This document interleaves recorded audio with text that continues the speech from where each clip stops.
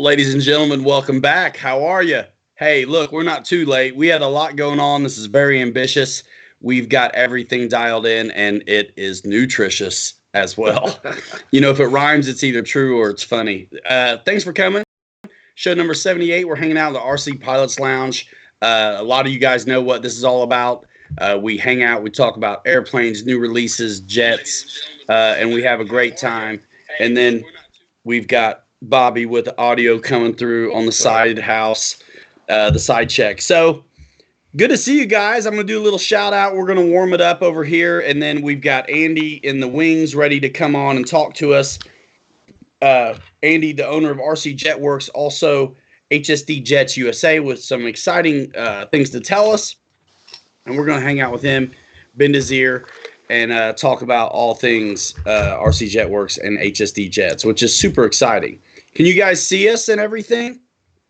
Hey, and RC Air Marshal's doing the producing tonight. So every now and then you guys might hear me talk to Dave. That's why. Our friend RC Air Marshal is doing the producing tonight, so we don't have to worry too much about tech. Dave, I can see the chat, so I don't need that there. Kevin Trappin, Skip Bill RC, Jordan Dole, Craig Beaven, thank you. Farmerman Rose, Wild Bill, Jeff Jackson, Josh Weaver, Jeff's Custom, RC Stinger, Bledsoe. A lot of you in here. I can't see the numbers though. How many's here already? Just curious. Bobby K's in the house. What's up? Bringing coffees, you know. We got some memeologists. I think I saw him in here, Channel 6 and Ethan. Always willing to get a picture of everybody's best side and put it all over social. Thank you for that. Kevin Trappin, Skip Bill, Mike Kennedy, what's happening? Looks and sounds good. Yeah, we've worked on this a couple nights, getting it dialed in, you know, test runs and things. And then, of course, when it's time to actually do the thing, there's a few hiccups. So, hiccup. Thank you, Nick Kennedy. You like the smart battery video. That's awesome. I just put that out today. And, boy, the chat's moving so fast I can't give you a wrench. I'm trying to, but I'm just going to skip it. All right. So, how's it going, everybody? Tell us in the chat. How's it going? 93. Wow, that's cool. Holy smokes. I thought I saw Cody in here somewhere, too. Reckham Roy's, what's up? Shadow Ops, Don Willman, Emmanuel Jets. Hey, a lot of you guys are John Nunes. What's going on? Wings 88, Ron Upton in the house. It's been a while since I've seen you, man. I hope things are fine. Mike SSI, Nicholas Mays. Hit you up on the Arma and the other day, tuning in for the first time. Nicholas Mays in the house. Did you see a post on, like, was it the Arma Facebook page, I think? Very cool, man. This is really what we do, but, man, trucks have really got a hold of me lately. Lisa Keller and Mike Keller, what's up? Good to see you. We are all getting smarter. Hey, I thought that was a good video to make. Keep it simple and just show everybody how to do the auto discharge. Good times on Saturday night. Man, it's going fast. So let me tell you, some of you guys have seen some of my my hype on social. I'm not going to be able to keep up with the chat very much. Obviously, we're going to have a guest in the room that we're going to interview. So it's really going to be, you guys a lot will just be talking amongst yourselves. There will be like a Q&A period I'm going to open up after a while where I'm going to try to call out your questions and deliver them to Andy. So let's get into it. Are you guys ready? Let's do it. I'm ready. We're super excited about all this, and really it's his story to tell. So I will be looking at questions, trying to out of the corner of my eye. But again, don't be mad if I don't get to them, because if we're flowing, I'm just going to let it flow. So RC Air Marshal, are you ready to bring in our guest? I guess I'll know when he pops up. Hey, Andy, what's going on? Andy, what's going on? How are you guys doing? How are you guys doing? Man, good to see you. Yeah, good to see you too. Good to see you too. Hey, everybody, give Andy a round of emojis up in here. I had to stop and pick up my on the way over here to the way to the office. Wait a minute. There's two. There we go. Yeah. And There's Jeez. the solo shot okay. deal. Solo shot deal. You've got backup. And when I talked to you earlier, I was getting candy bars. Oh wow.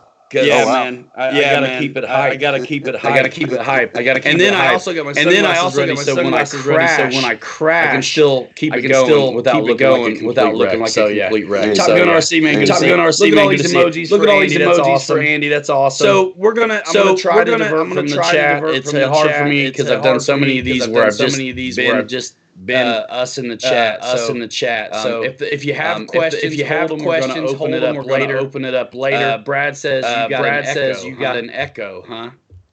We're not hearing an echo. On our end. But if there is problems with audio or sound, why don't you make a comment that has a handful of like fire emojis? Man, yeah, we got an echo. It looks like I'm getting the word from the street. Bad echo, says Kevin Farros. All right. I'm afraid to death to click anything. A lot of feedback, man. Yeah. What does it say? Everything is echoing. Okay. So, Andy, you got headphones on. I do. All right. I got headphones on. Volume's down on, everything. If I do that, I can't hear it all. So I got to have that. But it's not coming over the. And then I've got that microphone's the only one working. Is it good now? They say better now. Now. So that's why we have a producer. Thank you, RC Weaving. I see that. So that's another reason why we dilly-dally a little bit trying to get this thing going. Guys, this is not that easy. I've done more of these than anybody, and I can't do it. A lot of collaboration. Dude. So, awesome. Shelby Steelback, good to see you guys. Man, it is flying. Awesome. It's good. So, Andy, for those of you who don't know you, tell us where you're out of. Tell us where you're at, what state you're in. I'm in Fort Worth, Texas. I'm the owner of RCJETWERX. We've been in business now for about 6 years. We started as a battery retailer, specializing in the jet market, and over the years it's just increased. We now sell jet engines, several different lines of batteries, accessories, parts, and a couple of years ago we got into business with HSD Jets. That's awesome. And so with that, you also really pounded the pavement and show up at a lot of jet events. Were you doing that before your relationship began with HSD Jets? Yes. I assume you were.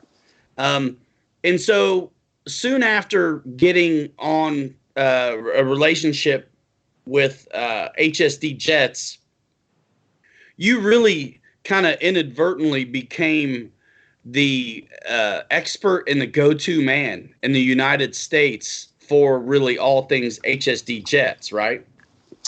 We kind of did, and it was kind of strange the way that it all kind of happened. We of course, we sell batteries and always have sold batteries and then jet engines. And the way that I think we got affiliated with HSD was that we needed aircraft that we can use to demonstrate some of the products that we sell.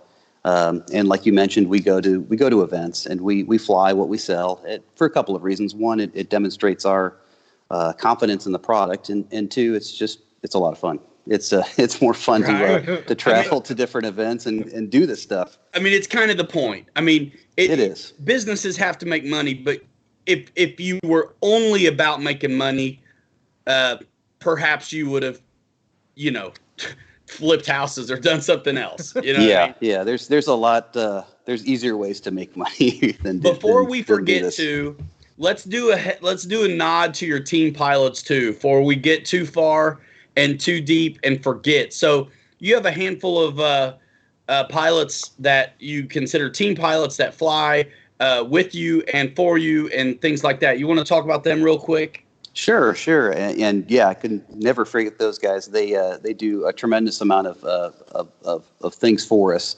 They're field reps, and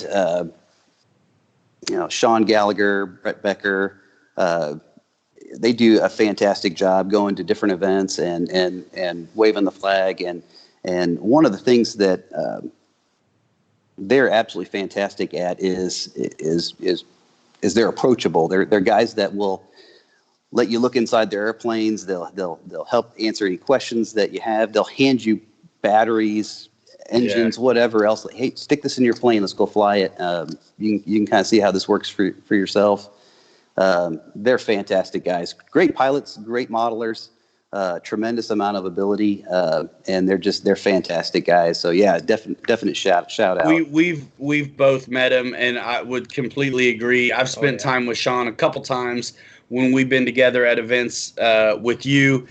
You guys have heard us call out Sean every now and then. He's in the chat, usually lurking, but every now and then he'll pop in. I always call him out as, that's RCJETWERX team pilot. Also, one hell of an air boss at Jet Jam. Oh yeah, which is a lot of fun. And then we did a video on Brett's right after Jet Jam last year. I put out a video on Brett's XB70. Did some Instagram posts and a video right here on this channel. Talked to Brett, kind of interviewed him. He flew it, basic, but that's Brett, ladies and gentlemen. So you can check that out later. But he's one heck of a scratch builder, right? He is. And I love where everybody's experience comes from too. Like he's a smarty, right? I mean, like dude's a doctor or something. He's got a bit of sense. He's got some stuff going on for himself. Yeah. Right. Yeah, and Sean, I don't know. I'm just kidding. He's former ATC, former military. Sean is. Yeah. And then Andy, what do you want to talk about what's changed for you a little bit? I mean, how are you able to now we're getting to the HSD Jets USA part of things, but we can let that cat out of the bag a little bit. So with this long-time relationship of showing up at shows, representing their products, becoming the go-to guy really for information, tech advice, things like that. Let's talk about where that's led you and what we're about to see in the next few weeks when the website pops. And what's, touch on maybe what's changed in your life, because it actually is huge news. I'm proud of you and very congratulatory, because I think that's just kick butt what you've achieved. So lead us into that a little bit. Sure. So yeah, we would represent HSD's airplanes at different events across the country.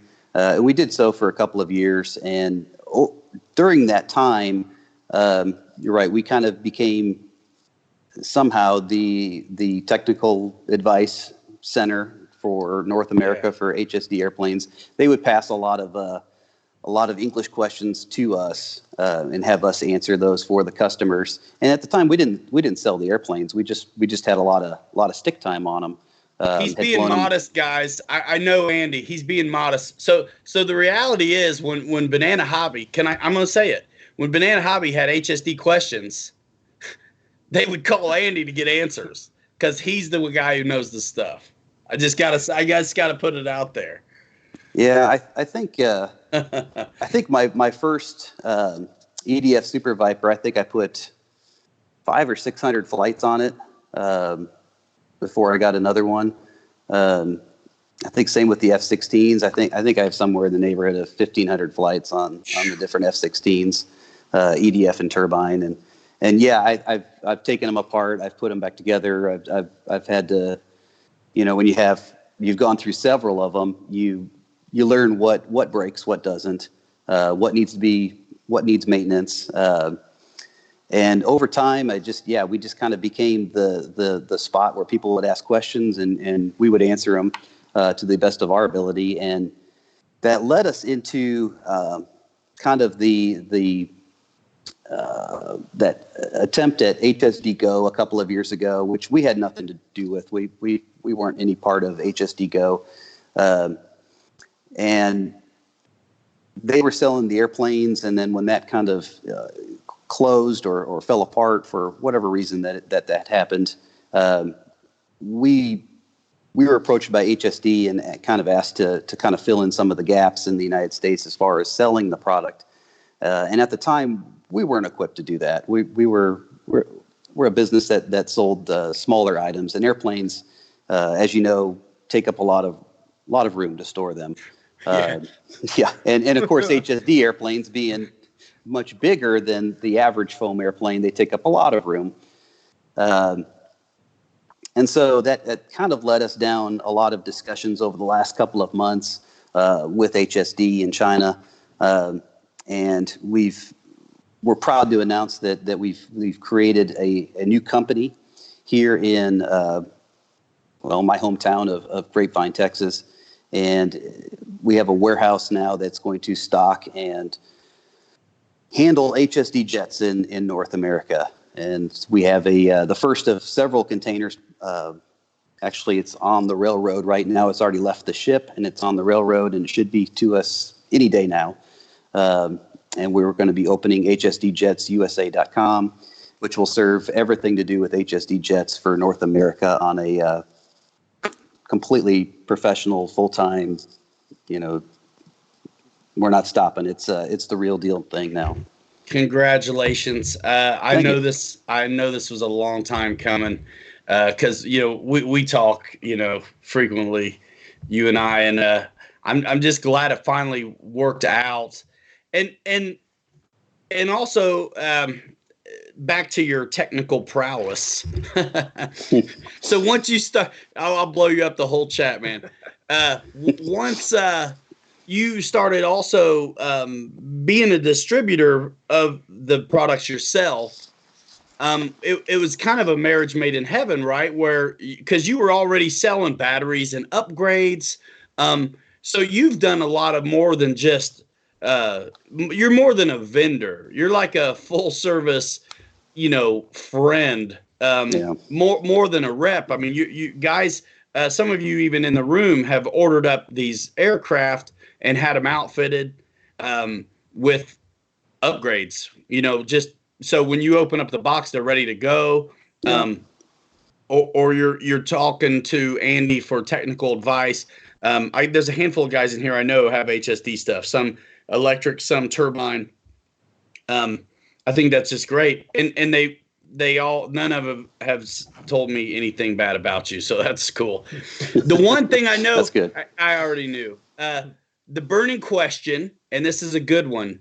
So because of the presence now in the United States coming shortly, dedicated warehouse, dedicated full-time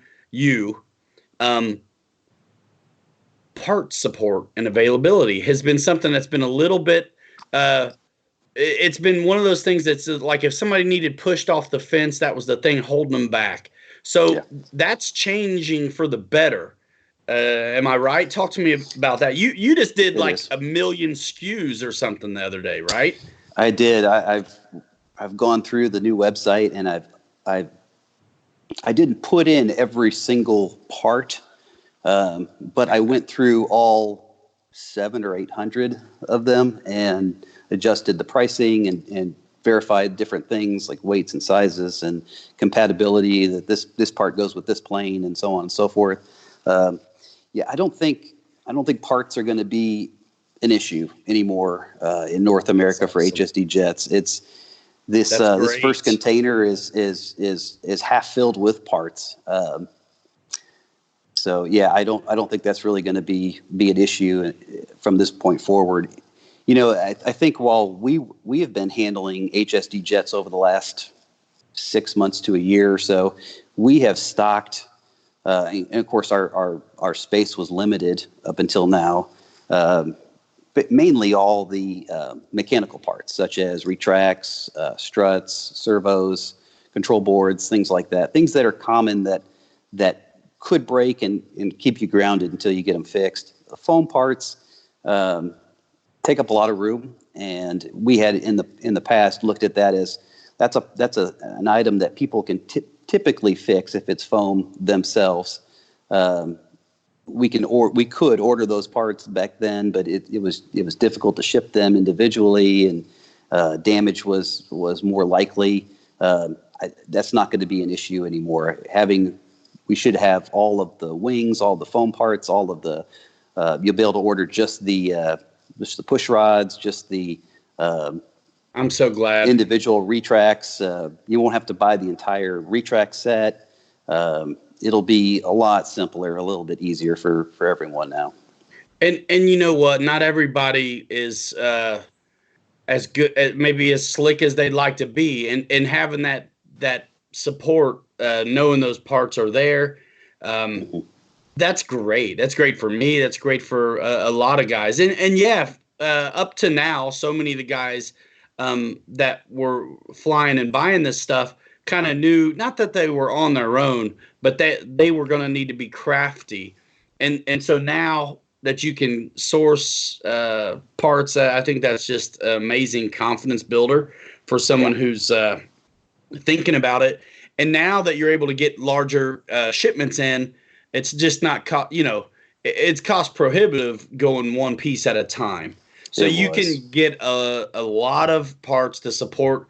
And you told me something on the phone the other day. So it's the strategy is so sound. I really just appreciate it a lot, especially when there's a lag a lot of time when something ships, when it's ordered, when it finally arrives. So the planes, the aircraft that are coming in the container, like you say, the parts that support those planes are also in that shipment. So if you get one of the first ones and something happens, you're not waiting on it's not some random deal when the parts show up. It's seems to be really coordinated well, where, it makes a lot of sense once you hear someone say it, but the fact that the parts that support the planes that are in this container are going to be available when the planes are, I think is good sense 101, and good job. Well, thank you. Good job on that. So what's coming? What's on this container? Well, we've got the new T-33, with the example sitting behind me, turbine version in both colors, and of course all of the supporting parts, foam and mechanical parts. We're going to have a whole lot of EDF F-16s and EDF Super Vipers, and then turbine Super Vipers in this shipment, and then some Mirage turbines. We should have the new color, which is a desert scheme, along with the older, the previous paint scheme version of, I think it was called a Tiger Meat. The French, right? Yeah, French. And then the French. Desert one is what? Israeli or something? Is it I believe it might actually be French as well. Is it French too? Yeah. I think so, yeah. I'm anxious to fly it because it is kind of a two-tone, the two-color camo on the top and sides, and then the solid camo on the the solid tan on the bottom, which kind of appeals to me, having a two-tone plane, one color on the top and a different color on the bottom, rather than the entire plane being one color. I think that's nice, especially too when you have something I think about the Mirage and even a MiG-21 where all the wing shapes are the same. Yeah. I mean, if you look Same at the color. tail, well, same color, but also same shape. The MiG-21 profile looks about the same as it does, if it were knife edged. Right. Just the shape of the wings and the tail, everything is very, very, very similar. I feel like the Mirages have that potential as well. So multiple colors are great. Next burning question, I think, for anybody interested in looking at this stuff. The website, this is an early announcement kind of special show because honestly, the website doesn't launch until beginning of February? Is that what it's up? February 6th, we go live. The website's up right now, and you can access HSDJetsUSA.com today. Okay. It says when you go to that home screen that will open on February 6th. Got it. Starting February 6th or at whatever time during that day that we turn it on live, that's when everyone will be able to start placing orders. Right. And so, I mean, the idea is that your inventory, I'm sure, is in the system and all that kind of stuff. Because sell inventory that's there rather than vaporware that's not. It's just good business. I appreciate you for that. I think I like that. That leads me to kind of another one too, though. So that container's coming very soon. Like you said, it's got turbine versions of the T-33. Turbine and electric versions of the F-16, and then you say some turbine Mirage and the parts that go with them. So the EDF T-33s are on down the road in another container. That's correct. We have another container we're planning for early March. Right now, well, of course, right now in China is the Chinese New Year, so the factories are shut down. RC apocalypse. Exactly.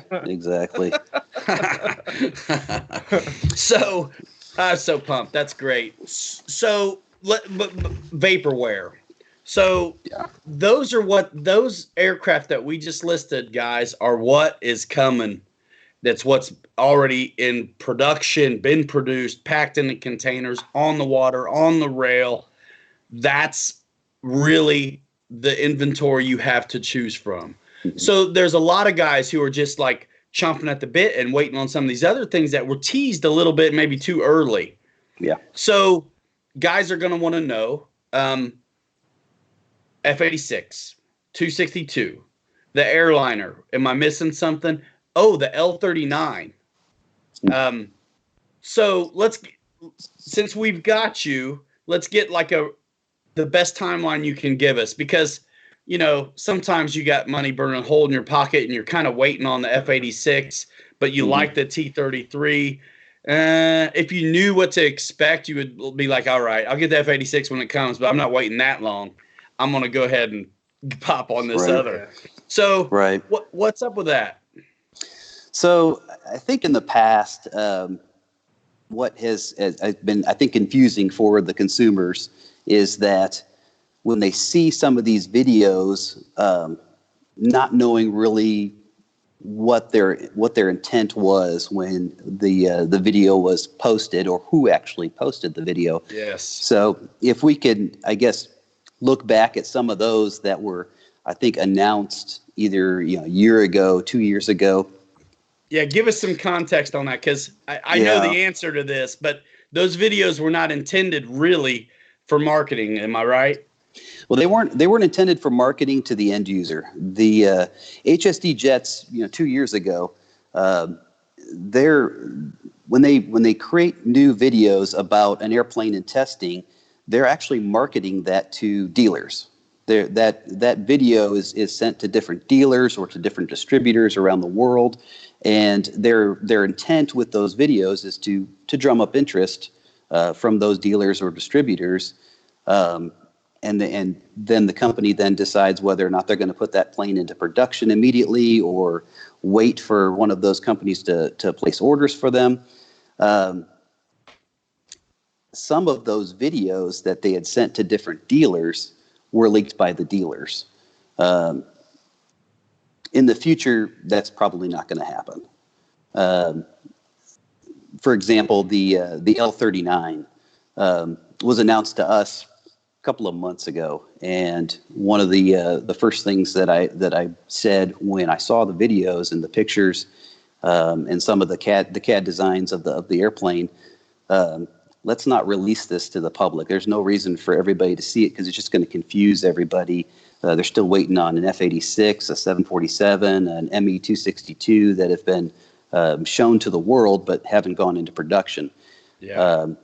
And so it was decided after looking at the L-39 and talking to the different dealers around the world as to who and how many who was going to buy them and how many were going to be made. The L-39 was bumped up into the production line all the way to the front, and so it's being produced right now. The day that the Chinese New Year shutdown ends here in another week or 2 weeks. The factories will revert back to production of the L-39 turbine and then the T-33 EDF. Those will be the next two airplanes going into boxes at the factory, and then going into the container the 1st of March or the first week or so of March, to go on the boat to come to us here. So I think when you look at the timeline as to when some of those airplanes are designed, and then when they actually go into production, and then when they start to go into the boxes, and then into the containers, and then onto the ship, and then get to us, it's a couple of months. It's nothing that can be done in a couple of weeks. Right now, that's the immediate production schedule is the T-33 EDF and the L-39. As far as what's coming after that, I couldn't really say at this point. There's quite a few airplanes on the drawing board. There's quite a few that haven't made it into these little leaked videos, and that I think the public hasn't seen yet. So there's quite a few projects on the drawing board, and I couldn't say really what's coming right after those, but it'll be exciting. There's a lot of new things coming here in this next year. That's awesome. And I actually, I think everybody always wants to know, but like I'm sitting here super appreciating that you're not spilling it. It just doesn't do any good. It's just not good. No. It just doesn't work out good for business. You and I have talked about this before. It really turns into you're playing your hand way too early. It does confuse the customer. Confidence in that corporation suffers a little bit when that happens, and then you create frustration out of nowhere. And then also, I mean, let's think about it. I mean, the competitors can also see what you're working on. Yeah. So it's great to keep it close to your chest. You've got some, you can tell people do like to plan their purchases and things like that. But Sure. You don't need to show the map for 5-6 years to the public. So I think with your conversations with the man over there, they're starting to listen to you, and it sounds like you've really been able to kind of rein it in. So what we're going to see out of HSD Jets USA is more of what we're used to seeing in the way of dealings as the entities here in the States. Make a little more sense, a little more availability, part support, customer service, and kind of realistic expectations as far as, the roadmap goes. I love it. Yeah, we're excited. Awesome. There's a lot of things that are coming this year that I think will be surprises. A lot of things that I think are just going to work better than they have in the past. And so it's a fantastic product. And that's one of the main reasons that we agreed to do this, is because it's a fantastic product, and they're made very well. They're engineered very well. We get contacted by a lot of companies selling a lot of different products that they'd love to sell us. We typically will only really talk to the ones that we're excited about or interested in, that have a high quality component to them. We don't want to sell things to people that they're going to return or aren't going to work right, or that we don't want to fly ourselves. So the HSD airplanes, I've got, I think, a long history with them. When the T-33 was the first one was shipped to me, which is actually this one sitting behind me, I was amazed when I opened up the box and started shoving it together. The fit and finish was what I was expecting from several years ago, when the F-16s were new, when the Super Vipers were new. Everything just goes together so well. The engineering was what I was expecting. All of the large jets are now going to include their new multifunction controller, which is a dual battery power system that runs the entire airplane, and it's absolutely fantastic. It's kind of, I don't know if I'd call it a game changer, but it's not your typical plug and play airplane anymore. You don't just plug your receiver into it, and it's simple, and you unplug your battery to shut the power off. This is This is something that's all digital that tells you your voltage of both of your flight or your receiver batteries and distributes power to everything in the airplane. You can change all of the settings. You can change the voltage to the servos. You can change the speed of the doors. You can change the brakes. Wow. Everything works through that, and it works actually cool? Really That's well. awesome. It's awesome. not just a simple little box that you plug the wire in on this side and then it comes out on that side and goes to the servo. It's pretty impressive. That's It's pretty awesome. impressive. Another thing new on the EDFs is the introduction of the 120 millimeter EDF. Is that right? So the That's T-33s are 120s. They're going to be a 120 millimeter EDF plug and play airplane. It's going to be basically the largest mass produced foam plug and play airplane out there. Or at least jet anyway. At least jet anyway. And do you know any influencers who are going to end up with their hands on one of those new T-33 EDFs? I think I might know two guys that might end up with one. Yeah, cool. Well, let us know when you finalize that. I'd love to watch their video. I love those guys. Those guys are really meme material. You know what I mean? No, so pumped. So pumped. And so, as you guys know, we're talking about ourselves. So the T-33 it's down the road, like March timeframe. We're going to get an F-16 as well and play with that here, hopefully, as soon as they're around as well, which is going to be really cool. But I love F-16s. So let's so keep an eye, right, on HSD Jets USA. So let's talk a little bit about social on HSD, and if there's a way that people can sign up and follow for when there's new announcements. Obviously, I'm game to do, announcements and things like that. We do a lot of that stuff over here. And, that's why we're here today, which is just really just fantastic. So anytime, Andy, just ask. But to take me out of the picture, how are people going to engage with HSD Jets USA via social media? There's already a Facebook group, right? There is. We created an HSD Jets owners group on Facebook, and it's a great spot to share information about the airplane. Different guys talk about their setups, what engine they're using, or batteries, if it's an EDF, or their radio setups, things like that. And it's a great social place for guys to get information and to share information on the plane specifically. It's a effort that we kind of put together because we get an awful lot of emails at RCJETWERX daily about setups and center of gravity spots and so on and so forth. And this is an area where we wanted to get people better information from people that are actually using the planes versus, when you go to some of the forums, you have no idea what you're reading, who it comes from, if it's somebody that even has the plane. I almost read more bad information on some of the forums than I do that's good, especially about an airplane that I know pretty well.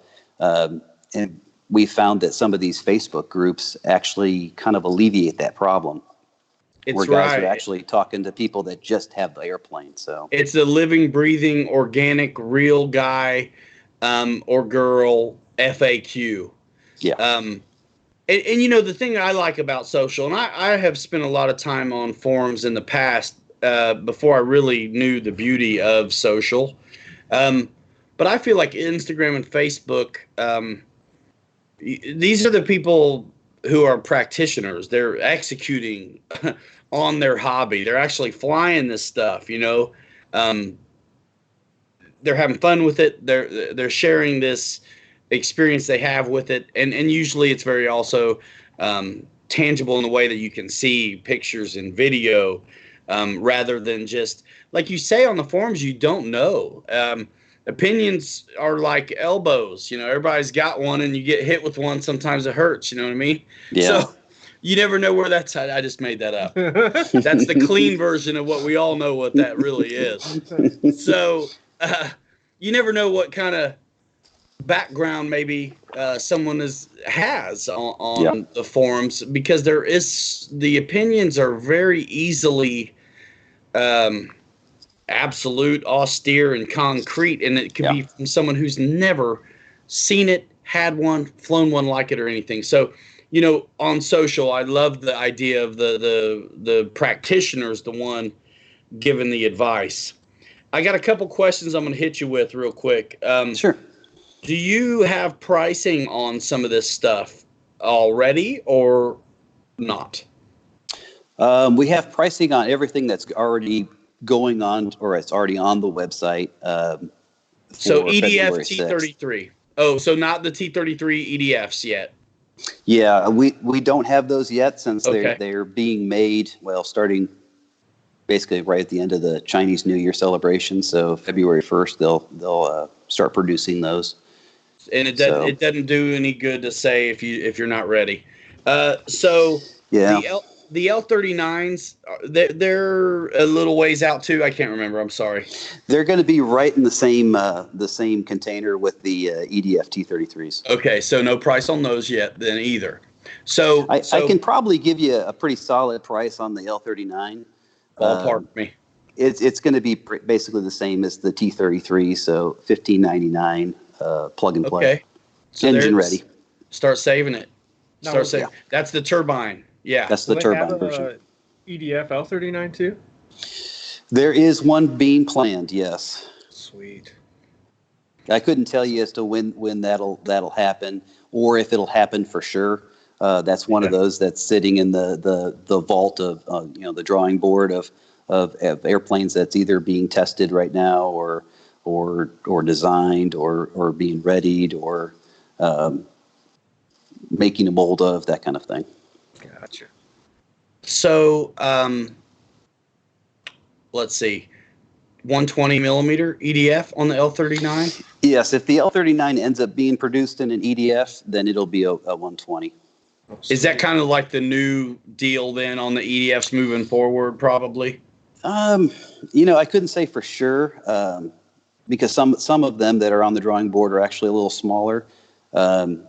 But for instance, the T33 turbine, ready to fly, is about 22 pounds. So if you were to kind of take that same airplane and make it an electric version, it'll be a little bit lighter, but it's still going to be 17 pounds ready to fly. So 17 pounds ready to fly, and we're trying to put a 12S system into it. Pretty much going to need a 120 millimeter EDF to push that airplane properly. And we're thinking the same thing on the L39. Nice. Well, do you know if there's any other liveries planned for the L39? I've got guys asking. I couldn't say right now. Too early to tell. Yeah, too early to tell. One thing to point out, since we were talking about the EDFs a minute ago, HSD has a brand new EDF for both, or actually all three, 90 millimeter, 105 millimeter, and 120 millimeter. It's a completely new designed fan with a new motor on it. It's supposed to be a whole lot more efficient than the previous stock fan. Nice. We're talking about the 105 millimeter jets. So we're anticipating a whole lot less upgrades here in the future once these airplanes get here. Because all the airplanes that are in this container have the new EDF system in them.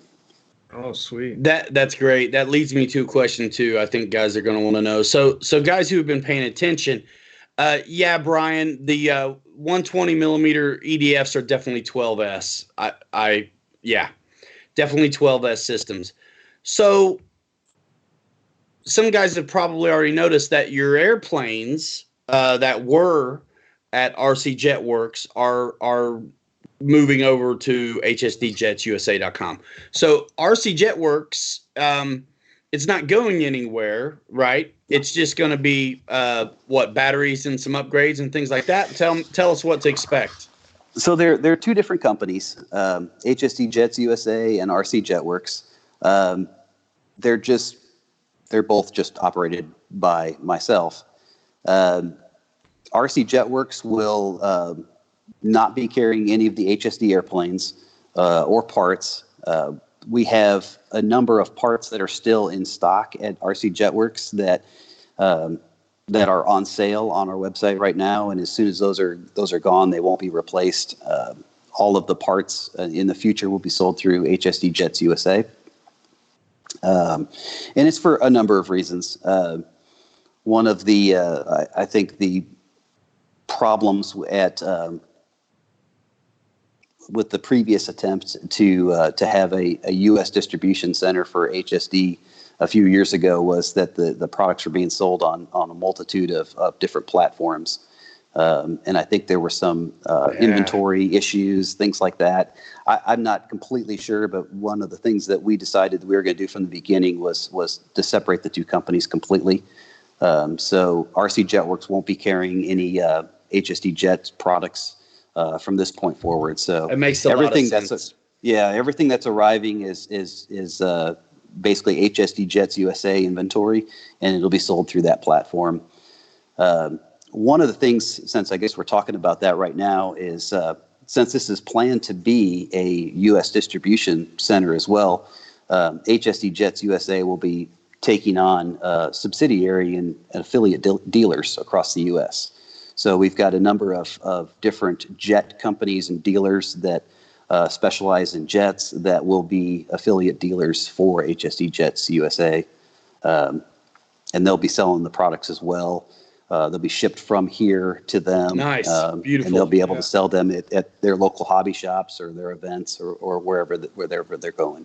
That's awesome. And so when, 123 Jets is an affiliate dealer for HSD Jets USA. Someone buys a jet through 123 Jets. Now, when they have a customer service issue or anything like that, are they going to come to you, or are they going to be served through the vendor locally, who then is the mediator between ultimately you and the customer, really? Yes, yes and no. They will. One of the requirements that we're going to impose upon any affiliate dealers is that they're going to have a customer service rep that is basically knowledgeable in the HSD Jets line, Nice. Can answer technical data, and basically answer their customers' questions rather than sell the product and say, "Hey, go call those people over there," because we don't have any idea. We didn't want a situation like that, so that's great.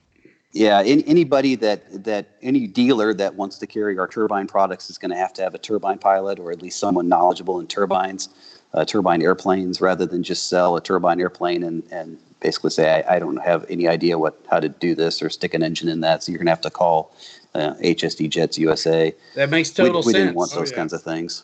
Well, yeah, it makes total sense. And I mean, let's just be businessy for a minute, right? Which you have to be, and you have to do well to stay in it. If you're going to be, why extend that margin and that profit to somebody who can't support it, who you're going to have to do the work for anyway? It might as well just come. It's coming from you anyhow. So if you're going to let someone in on that because they have a voice and a position, they need to also be able to back it up as well.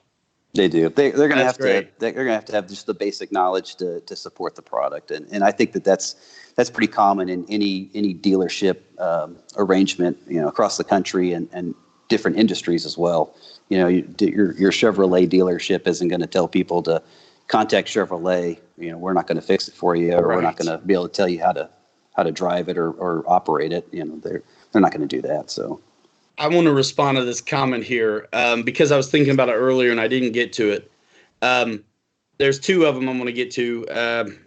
Brad, you may have to ask that one again in a minute. It's more of a statement, and I have a story to tell along with this. So Brian McClarty says the foam on these is amazingly good, tough stuff.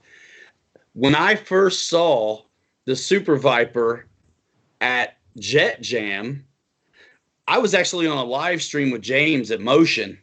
We were, walking the line, you know what I mean? And walked past that Super Viper, and I'm like a know-it-all. So I'm like, oh, check out that, composite jet or whatever.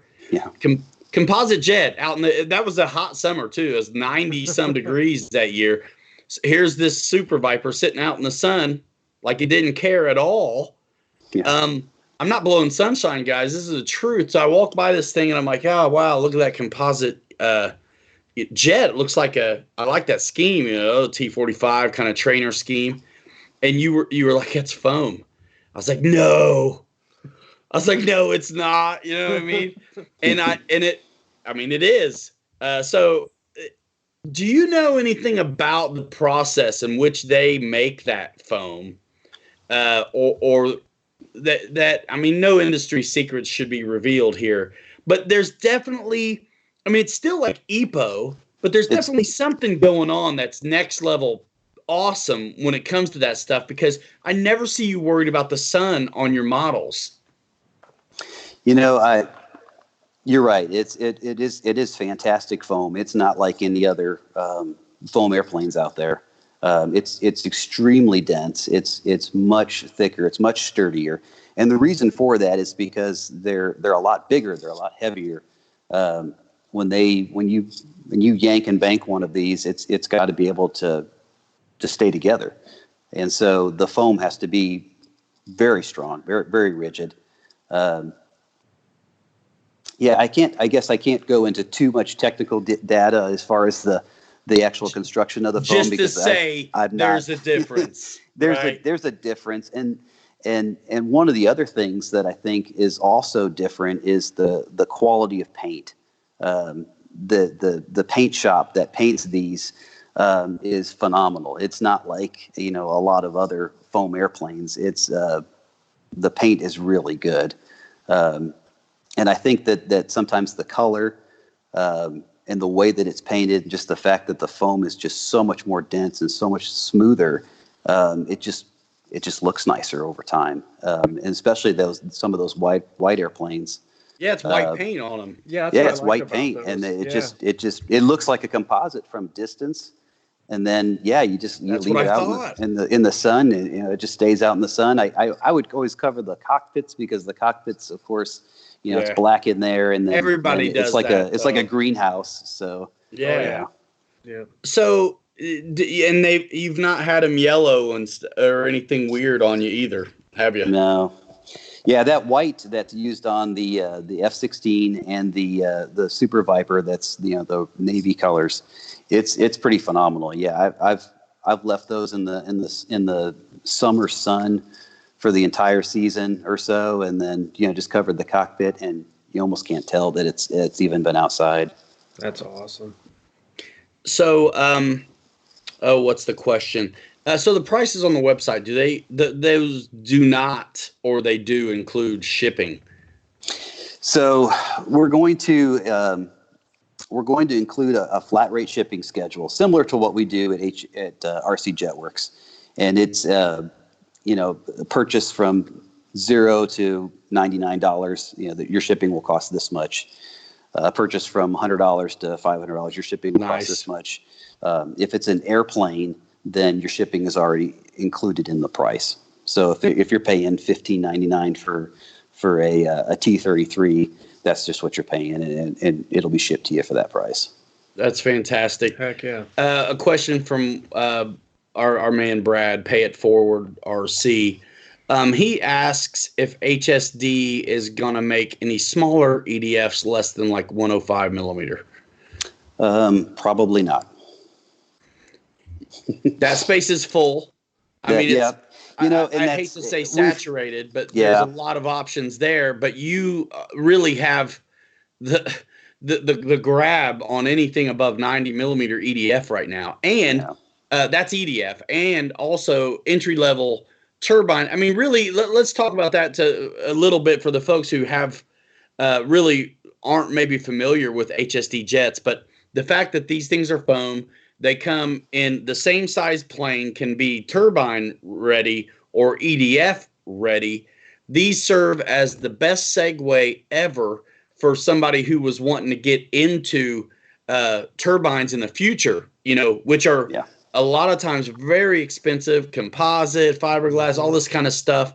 So you have a super unique position that it in a way makes sense to just hang on to that and not deviate too much. Well, it's a good stepping stone for people too, because they can go from a 90 to 105 millimeter, and then from there into a turbine, it's the same one. I mean, if you're wanting to take steps, you're an EDF guy who wants to go turbine, you can get the EDF whatever, right? T33, F16, Super Viper. Cut your teeth. Be like, yeah, this is for me. Yep. Now I'm gonna get my turbine waiver, and when you do that, you're already familiar with that airframe because you've been flying the ducted fan version. So it's like, and as long as you didn't beat the thing up in a garbage bag, honestly, you're not going to have trouble getting rid of your electric one if you wanted to help fund your turbine investment. I get, speaking of that, I get emails almost daily from people asking if we have any used airplanes or know of anybody that's selling theirs. So there certainly is a market for them if you wanted to go that route, where you got an electric Super Viper, for example, and fly that for a season, and then you wanted to go with a turbine version. I don't think you're going to have any problem selling the electric version at all. They always move really quick. I've seen a few used ones pop up, and they seem to move. Save your box. That's the best thing I can. I do that with like everything. Save your box. If it's one of these, save the box and stick that in your attic or something. And then when you're done with the airplane, if you decide you want to sell it, you've got the box that you can ship it if you want to, and have the buyer pay the shipping. I would highly suggest that. Speaking of shipping, Jeremy Tarbuck has a question I'm going to ask, and it's going to cost him. He's got to subscribe to my channel, but if he's not already. So what about shipping overseas to the UK, for instance? We won't be doing it from here. Not from here. So not from here. Do they have any angle at getting this stuff? They go direct to China? Yes. So the plan is to have a dealer or a distributor point on every continent. And HSD Jets USA will be the North American continent, or a spot for the North American continent. There will be dealers in the UK. There will be dealers in Europe. There'll be a dealer in Africa. There already is one in South America, so on and so forth. And that's kind of the plan those will be served. Those places will be served by the closest distribution point. And it doesn't make any sense for us to ship an airplane in a container from China to the U.S. and then ship it all the way to Europe. There's a whole lot of just wasted money there that everybody bears, and it just doesn't really make a whole lot of sense to do that. It makes a whole lot more sense to have a distribution center in Europe that would ship the product from China to that location and then ship individually to the customers there. Perfect. Here's a question. I've heard some of these before. So RC Air Marshal, never heard of him. Just kidding. Thanks again, RC Air Marshal, ladies and gentlemen. He's our producer tonight. So just a quick shout out. Check out RC Air Marshal on YouTube. Really good at deep diving into tech, demystifying those things, and teaching you how to accomplish some of that. His question is, can you convert the electric HSD to a turbine later by swapping the fuselage? You could. I don't know how just effective that would be as far as saving money. It would be a tremendous amount of work to pull everything out of an electric version and then move it into a fuselage for a turbine version. I would highly suggest just probably going with a new airplane. So, but if they've got an electric version, but they buy a turbine fuse, can they plug that into the wings and everything else that they had on their electric?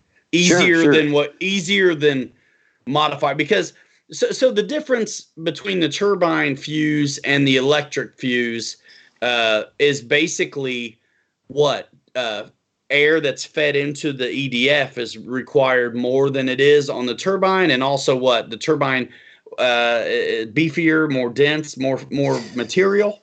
So yeah, there's a number of things that are different about the two fuselages.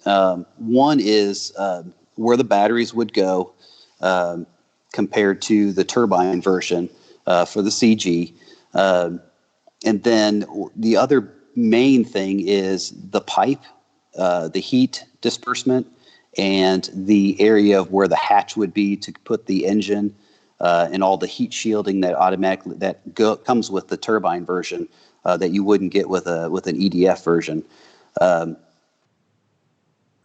Theoretically, certainly it's possible somebody could buy a turbine fuse, an empty turbine fuse, and move everything that they could into that, and then they'd have to still buy the fuel tank, the bubble tank, the pipe, and then all of the wood bracing, everything that would come with that you're needing, and then of course you'd have to do all of the basically set it up with all the heat shielding all throughout the area where the engine's going to be, and then after that, I think it all comes down to what someone's time is worth and the convenience. Because it's already it's like reinventing the wheel. Like we've talked about this before, but it's one of those things we just have to ask for folks who are kind of new to the party in a way. Alpha 10, what's going on, man? Good to see you. Fernando's in here, bro. Oh, Andy, Alpha 10. Yes. So he's a stunt double for Dwayne The Rock Johnson. I'm just kidding, man. Good to see you, Alpha 10. Him and Chris were my moral support, way better than athletic support, when I crashed the Mirage on the maiden. I remember flight. that. That was awful. I didn't get a chance, man. So, yeah, awesome. So, yeah, guys, it really doesn't make sense. If you want a turbine jet, get the turbine one, and an EDF, get the EDF one. If you want a model bad enough, you can always make it happen. But these things are really designed. That's why there is a difference. It's cool.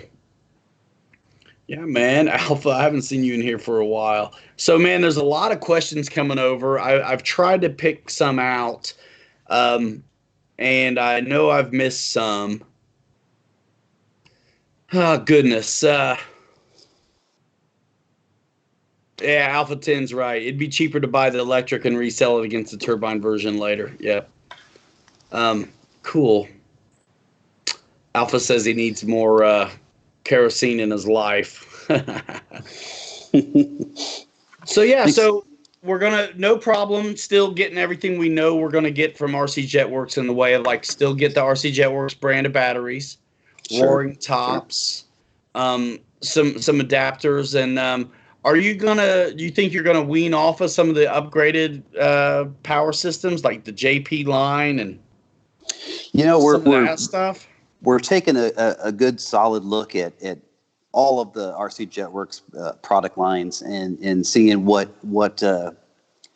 if there are any holes with the removal of the HSD products, if there are any opportunities of things that we need to look at. As far as the upgrades, we're interested to see the new EDF and what people think of them. The JP Hobby has been a great business customer, or I should say partner for us. They are fantastic to work with. We sell a lot of their brake systems, and their fans have been pretty much flawless. They're one of the product lines that we've been carrying that has one of the lowest return or defect rate of our entire catalog. And so we've been really happy with the JP Hobby stuff. And I don't see that disappearing. But yeah, we're certainly taking a look at all of what RCJETWERX sells and some of the things that may change with HSD Jets moving to its own website. So I just curious. So HSD Jets USA, gonna sell batteries? No. No, not yours. Linked with it, suggested, No. or anything like that. Nope. They're two different companies. Okay. You know, they're working out of the same buildings and shipped by the same people. However, yeah, we're gonna keep them separate. You know, RC JETWERX will probably still have battery packages for the different HSD jets, and we'll probably continue doing that. We have a T33 battery package. Yeah, I love that. We have the it's been really convenient, I think, for people. And you know, we get the airplane in, and the first thing we do is just fly it with all kinds of different batteries, and we find out what is the best fit, and what is the simplest for people to put it where it's supposed to go, and then have it hit the CG and not have anything to change or mess with. So I see that continuing. That's great. They've been really popular, awesome. and probably even increasing, you know, with some of these bigger, you know, 120 millimeter EDFs coming. I'm going to ask you. I'm sorry, go ahead. No, I was just going to say, I could see us going with even some more battery packages, some bigger ones even. So maybe 8,000 size battery sets for I some think of these it's bigger great. jets. Yeah, I'm glad to hear you say that, because I think it would be it's so convenient. It'd be folly not to keep it up, man, because you really got it going on, man, with the battery scene. And I think the bundle and the package idea to go along with these is just another really cool factor when considering how confident I could step into a new kind of facet of my hobby. I got to take a call, Mother Nature line 1. I got to take it. It's very urgent, but I want to take this question. He's asked it for like a lot, and I want to get to it. Will HSD Jets USA offer a RTF service, receive, gyro, balance, etc., like RC JETWERX offered? So the pre-put together package, that kind of thing. Yeah. Talk about that a little bit, Bobby. You got the sticks. Gotcha. You know, that has been extremely popular when RC JETWERX would get a shipment of airplanes in. You know, a number of them would be kind of earmarked for you know, complete builds for someone, customer that would want everything, either the engine installed and receiver and everything all programmed and all installed and then put back in the box and shipped to them. We've done that for the EDF versions as well as the turbine versions. HSD Jets USA won't be doing that. We may still offer that as a service through RC JETWERX, where the customer purchases the plane on HSD Jets USA, and then RC JETWERX handles the install and the programming and whatever is installed in the airplane, and then ships it off to the customer. We haven't really worked out the final details as to how we're going to do that right now. We've stopped taking some of the custom orders until we've kind of figured out exactly how we want to do that. So, heck yeah, that's gonna be pretty awesome, man. I'm super excited about all this HSD stuff, and like I said, the battery packs, that's really convenient too. I'm curious to see what size batteries fit in all this stuff. Yeah, our 6000s were pretty much designed for the Super Viper and the F-16, and honestly, it's been the single most I think popular item that we sold at RC JETWERX over the last 2 years now, in our entire catalog. I think we sold more 6S 6000s than any other product in our entire catalog. I think when these T33s arrive, we may be looking at some bigger battery packages, maybe some 7,000, some 8,000s, 8,600. I don't know what's going to end up being the sweet spot, but one of the things that we've done at RC JETWERX now for years is customizing batteries. Customer contacts us and says, "Hey, I'm building I don't know, for example, a Skymaster F-15 and I'm converting it to electric, and this is the space that I've got for batteries. What's the biggest battery that we can make to put in there? And we'll get with the factories, and we'll come up with some options. Communicate with the customer of, hey, we can make just for example, a couple of saddle packs that are the size of, 8,400 mAh or something like that. And we can put whatever plug on there that the customer wants. We can make the wire length whatever the customer wants. And we can usually make the battery in whatever shape the customer wants for that specific need. And so that's been something that we've done for a long time. And so it was just kind of natural when we started flying these HSD jets quite often that, hey, let's make our own batteries for this airplane that kind of hit the CG perfectly and extend the flight time as much as we can before we make it just too heavy. But so I see that as being something that will probably continue in the future. Heck yeah. I like it. You got to have it. And you've been doing such a good job of it. And that kind of takes me back to the testing, and you really know these things because you spend time with all of it. And because of that, you really have a good idea at kind of runway requirements. Can you talk to us about runway requirements, let's say, and let's go through a few of these. The F-16, what's the runway requirement on an EDF version? Because there's guys who maybe don't have quite what they need in the way of space, but they want to get these things. So give us, in a way, a parameter for, like, let's start with the EDF F-16 and the turbine one. I don't know if there's going to be a difference. How much space do you need to get these off? The F-16 needs a little more runway than, say, the Super Viper does. And I don't know exactly why that is. The EDF version needs a little bit more than the turbine version, surprisingly. And I think it's because the airplane wants to, it's got air cheaters underneath it to get more air to the fan. And I think what happens is it starts to, because it's sucking so much air, that it starts to suck the airplane to the ground. And so it needs a little bit more runway to hit the optimal speed for rotation, whereas the turbine version, which even weighs more, doesn't really seem to do that. So I tell people typically, if they're looking at the F-16s, to kind of stay in the neighborhood of about 600-foot runways. Pavement is by far preferred. The airplane will fly from grass. I don't really highly recommend it. It's just F-16s themselves have narrow landing gear and very short wheelbase, and the airplane is big and heavy. So it's not a little 6-pound foamy. It's a 13-pound EDF, or it's a 16-pound turbine.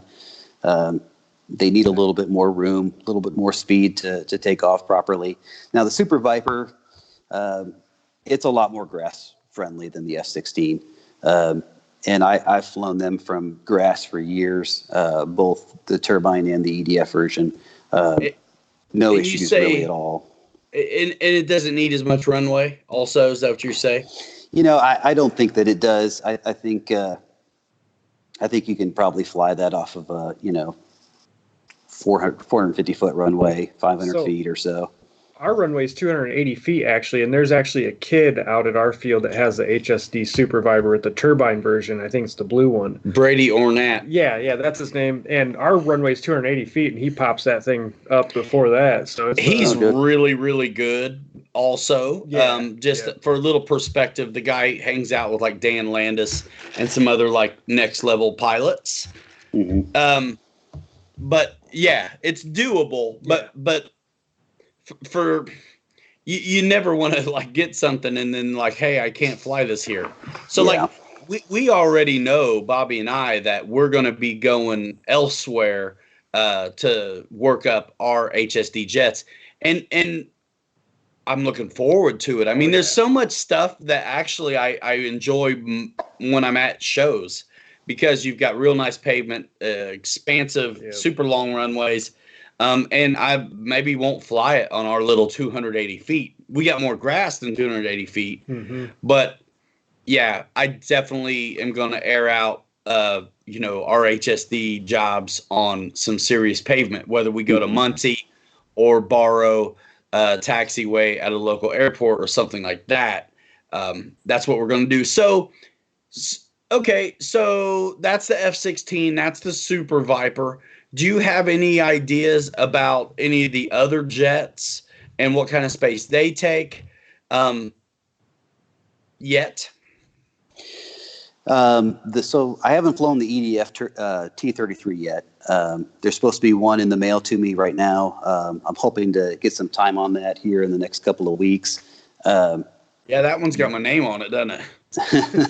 The turbine version, it needs a little bit of runway. It is a 22-pound airplane, and with a 80 Newton engine in it, it still needs, I would say, no less than 500 feet or so. I think there's a video on YouTube from us of me flying one of the T-33s when they first came out at an actual full-scale airport, and you can kind of see from on the runway that in that video how much distance it takes to get up in the air, and then how much distance it takes to come to a stop when you land. So I'd say probably 500, 600 feet would be plenty. Minimum, but Yeah. plenty. So they all come with brakes, electric and turbines all come with brakes. They do. What about the flight controller? Do they come with what do you recommend in the way of radio on these? What are you flying?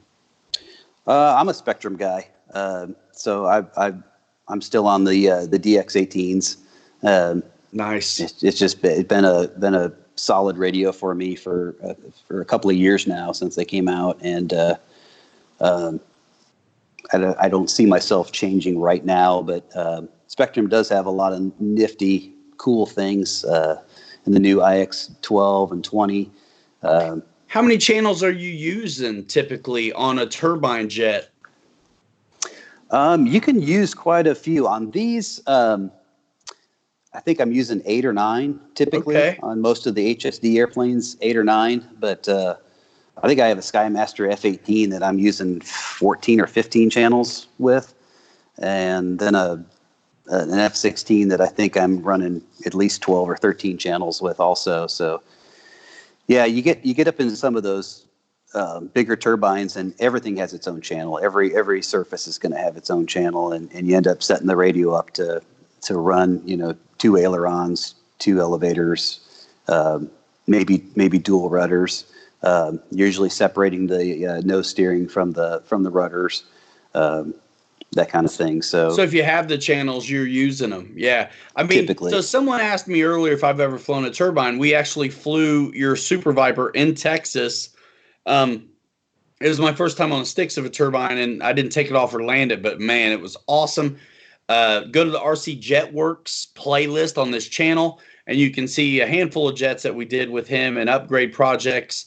But yeah, you can see myself, Flying Ant, Captain Mike, all taking a spin for our first time on that HSD Super Viper when we were in Texas not that long ago. My question I got now is, you're flying Spectrum. A lot of people are. You shake these things down. I really love it that you have a great idea of what to recommend and what battery packs to get built, because you're close to the sun on batteries and you can get a bundle developed. And let's say a T-33 is going to carry larger packs than the F-16 can, so you're going to get some of that as well. Hopefully in the future you're going to test this out and figure it out. That leads me to, when you're shaking one down and you develop a setup or a mix on your radio, have you ever considered and have you shared that setup, like downloaded that SPM file and had it available for folks who wanted to start with that? So they've got access to your flap to elevator mix, throws, whatever you're doing. Yeah, that I have shared my personal files with a lot of customers. We've done it where we've gone, because we go to a lot of events, and we've actually set up airplanes for customers right there at the field. Programmed their radio, pull the SD card out of mine and stick it into theirs. load it up and bind it and then fly it right then and there. I did that. We did that for you. I think I did that for you on the F4 a while ago. I think so. Yeah. The other way. Yeah. That's fun. Because guys are asking. They got a lot of great questions in here, man. Flying Ant's in the room, by the way. He flew with us that day. So 9 channels, 8 channels minimum. You're flying an 18, you say. And if somebody wants access to your files, they can get it. One more question on the runway requirement. So there's a lot of guys kind of chomping on the bit, and it may be too far away to get folks excited about it, but let's talk about the elephant in the room that comes with 4 90mm EDFs to make it run. Shall we? Or should we not? We can probably talk about that for a minute. It's a heavy bird. It's going to take a lot of runway, right? It is, yeah. And it's not going to be for everybody. I mean, you can ride on it too. You can ride on it to take the kids to school. So, have you seen that? You're obviously in on development and things like that. What's going on with that big fella? So we're talking about the big 747. And this was first developed, I think about a year and a half ago or so. And yeah, some of the videos that were made of it provided to the dealers were leaked. And the airplane it's not, because it's foam, everybody kind of thinks it's going to be one of these, $500 to $1,000, airplanes that you could stick in your trunk if you take the wings off of it. And that's not the case. It's going to, I couldn't tell you what the exact retail is going to be yet because we haven't really determined that. But here's a couple of, I guess, just some facts about it. It'll ship in 3 boxes. And when we ship it from here to the customer, it's going to have to go freight. It's not going to go in the brown package truck. It's going to have to go freight. Number 2, it weighs about 38 pounds ready to fly. It is extremely big. There's a reason why you see this little video of somebody riding on it is because it's like it's not a 9-pound foam airplane. It runs on 4 independent EDFs, each with their own 6S battery. The landing gear is a work of art. It's actually pretty impressive stuff. We haven't really decided what our full marketing plan for that airplane is going to be in North America, but it's not just because it's foam doesn't mean that it's going to be one of these completely available airplanes for everybody. This is kind of one of those things that it is going to be restricted to pavement. It's not going to fly off of grass. And you're going to need pretty much 600 feet minimum runway to fly it. And if you have a car, this is not an airplane for you because it won't go into a car. It's an airplane that's going to either need to go into a van in pieces, or a truck with a topper in pieces, or a trailer. So it's probably not an airplane you're just going to throw in the trunk with a couple of small foamies and go to the field for an afternoon. It's one of those. I can't fly it in the park with my ultra micros then. Probably not. Oh, no. Man. Okay. It might pop up on radar for air traffic control. Yeah. Holy moly. That one's going to come with a remote ID then. Yeah. So yeah. Any idea on price? It's up there. So yeah, like you say, it's not going to be in line with other foam offerings because this is next level.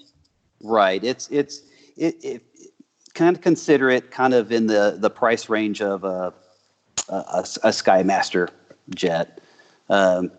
It's gonna be up there. It's not gonna be $1,000. And I've read comments online about people talking about it, reasoning that it's because it's an HSD airplane. The F-16 is $1,000, so it's probably going to be $1,000 or $1,200. It's probably not going to be close to that. There's so much more to it. You got 4 90mm EDFs. Yeah, it's those landing gear, the shipping costs, all that development and stuff. You're not screwing around with this one. It's so impressive that there are companies that have been interested in it.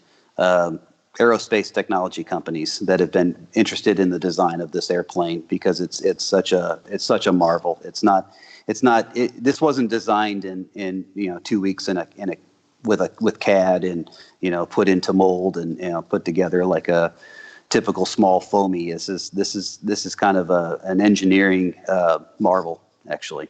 It is neat to see foam get pushed like this. Yeah, it is. And just for the record, Alpha 10 can hand launch this one, but he's the only guy that I know that can. He probably could, because he would put some ridiculous power system in it that it would sail out of his hand.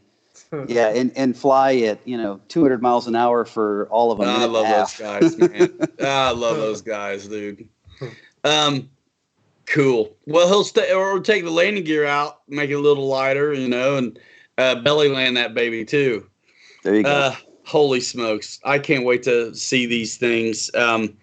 Anthony's talking about, I'm gonna have to make a trip to Texas when it's time. Me and Andy talk all the time. I'm willing to make trips to gather content, honestly. Yeah. So I'm gonna just check out the comments for a little bit. Robert Petrinchik's in here. He says, send one to Slovenia. He'll fly it back over here so he can hang out with us. Foam was pushed in the 70s, target drones. What plane are they talking about? We're talking about, it's way off in the future, but next level foam innovation with the HSD 747, which is not a joke. You have to be in the 747s. It's a heavy bird. You need to be on your game. And flying the thing. It's not going to cartwheel and be okay. It doesn't have safe. And does it come with floats? Yeah, it'll be a float kit. Oh, dude, flying ant. Yeah, man.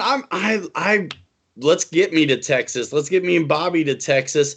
And I want to go eat at that same old Hell's Kitchen, Dante's Inferno. What's it called? The Hard Eight, man. I've never seen so much meat on fire. That place was amazing. That is good stuff. Oh, my word. We have the best time in Texas. So, man, congratulations. I really think this is great. Is there anything you want to tell the folks, man? I mean, you guys who are late to the show, we got 124 in here right now. A lot of guys are going to check it out on the replay. I'm going to let this one kind of mellow, probably public. A lot of times I'll kill them.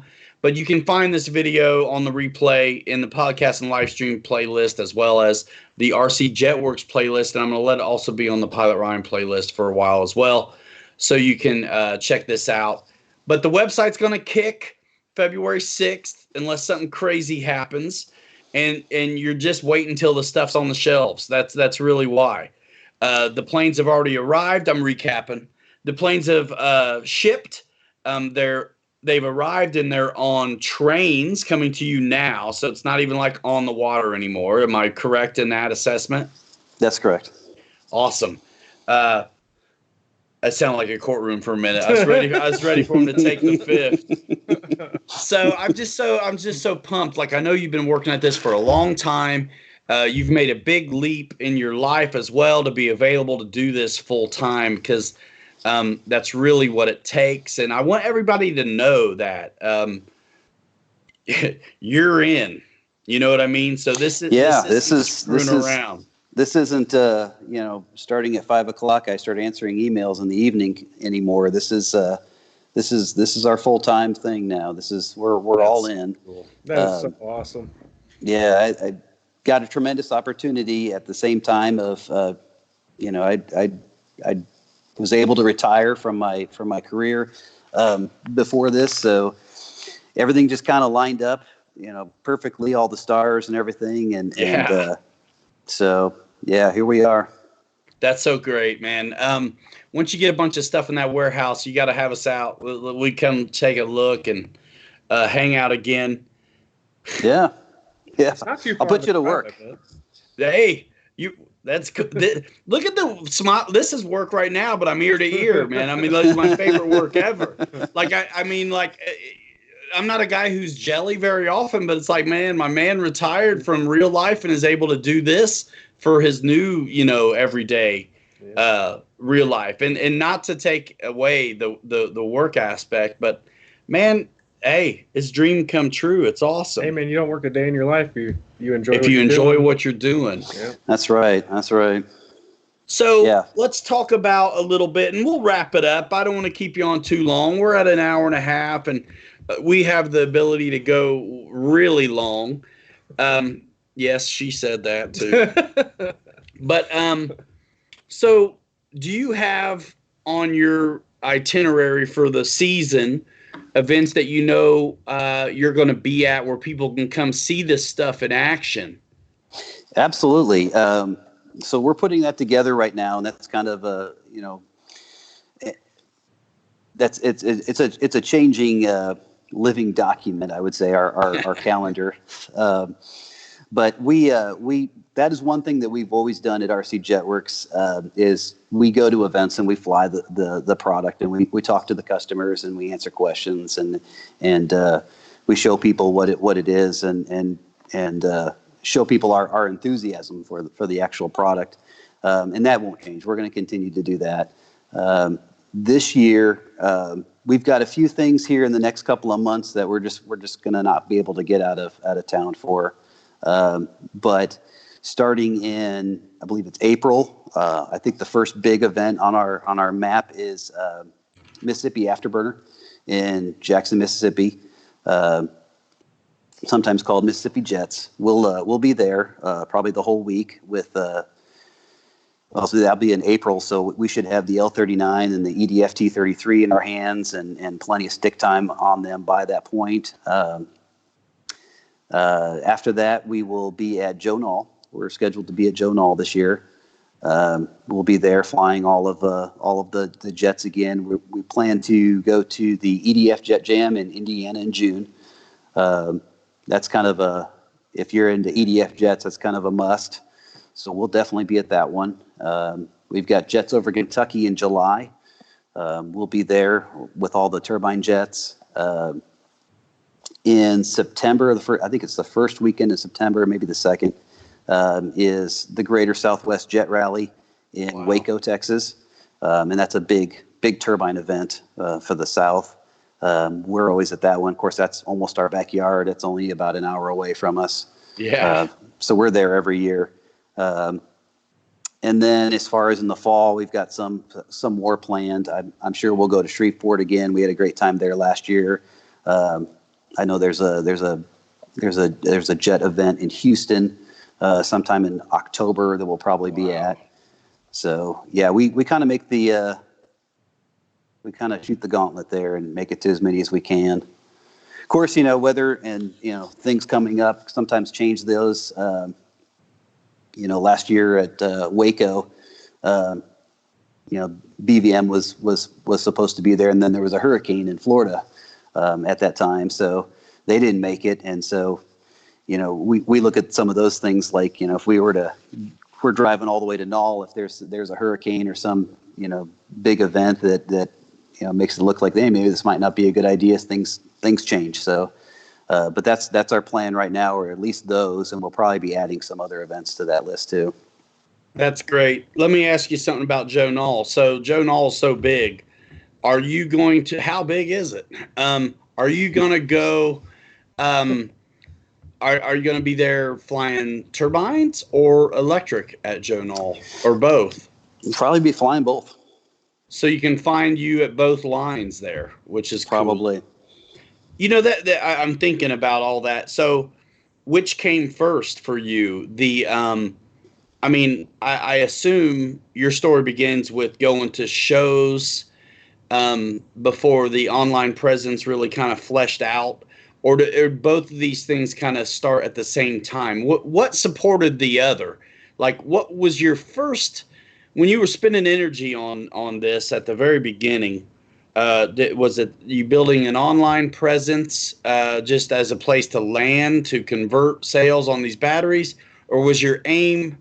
Did it shift over time? Because you've always been really great about getting out there with the people.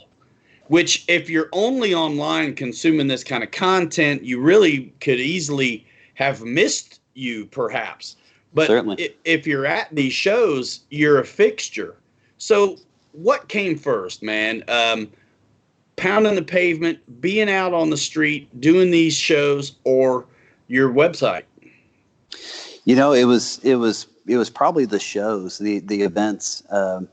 Did that create the necessity for the website? No, I think we started a website, the RCJETWERX website. You look back in time about 6 years ago, what the landscape looked like then.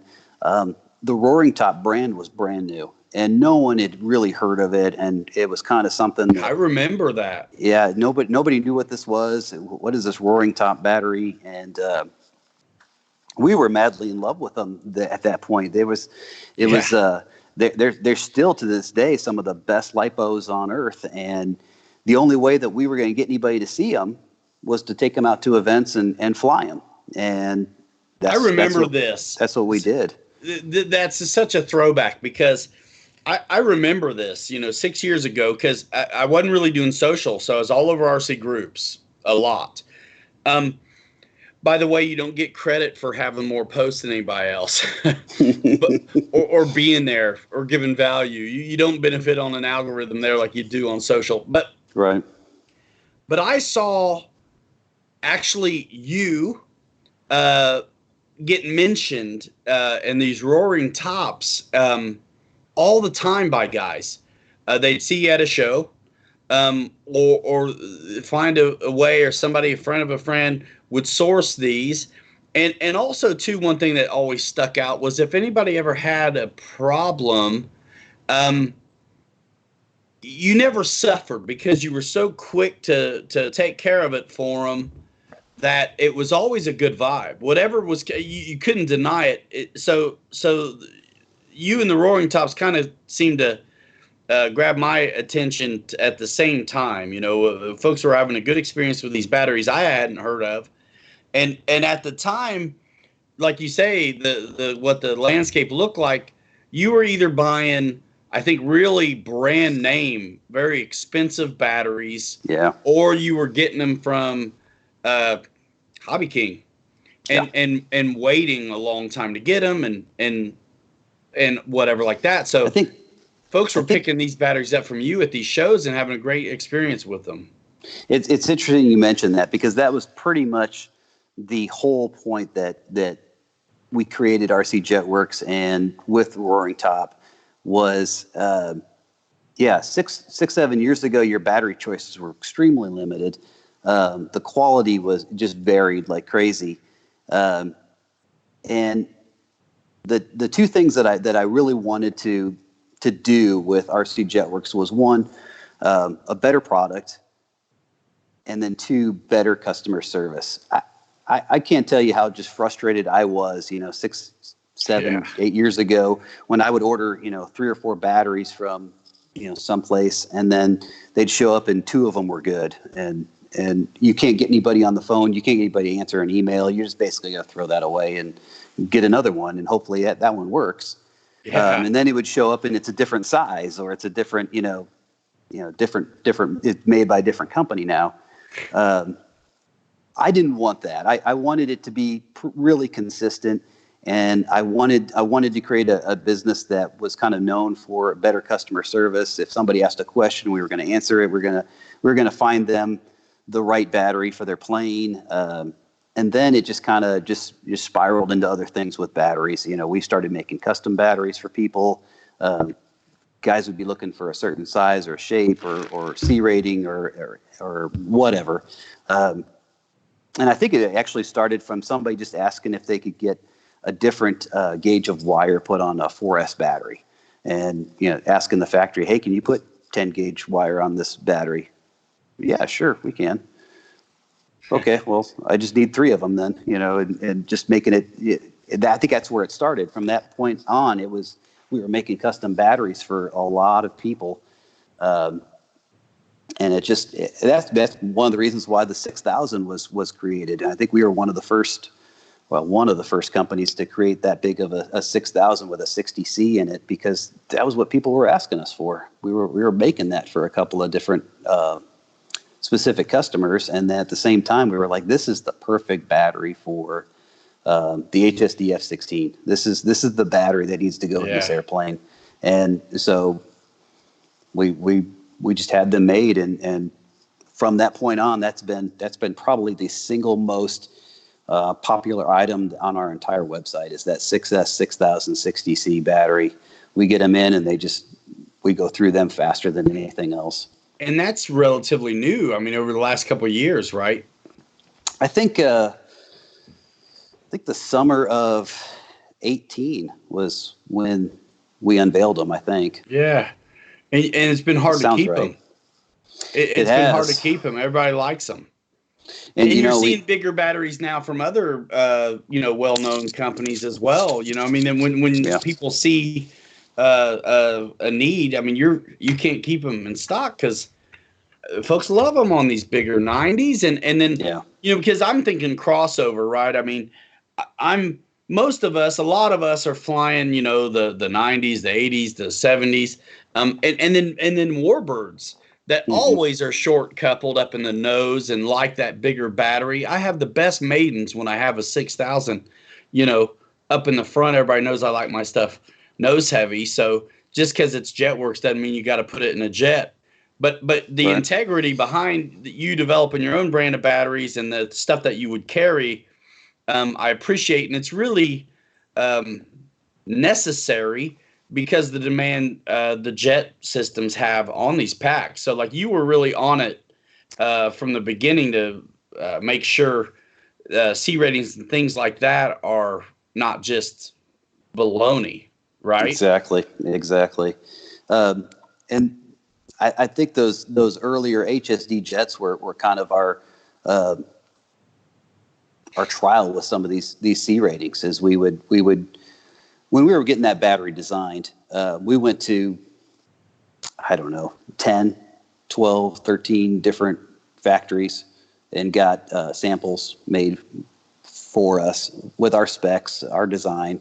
So there are more than 3 factories over there, because that's what everybody says. Yeah, there may be 30. There's maybe 30, not 3. Yeah. There's probably about 30 different lipo manufacturers in China. They're not all made by 3 different factories.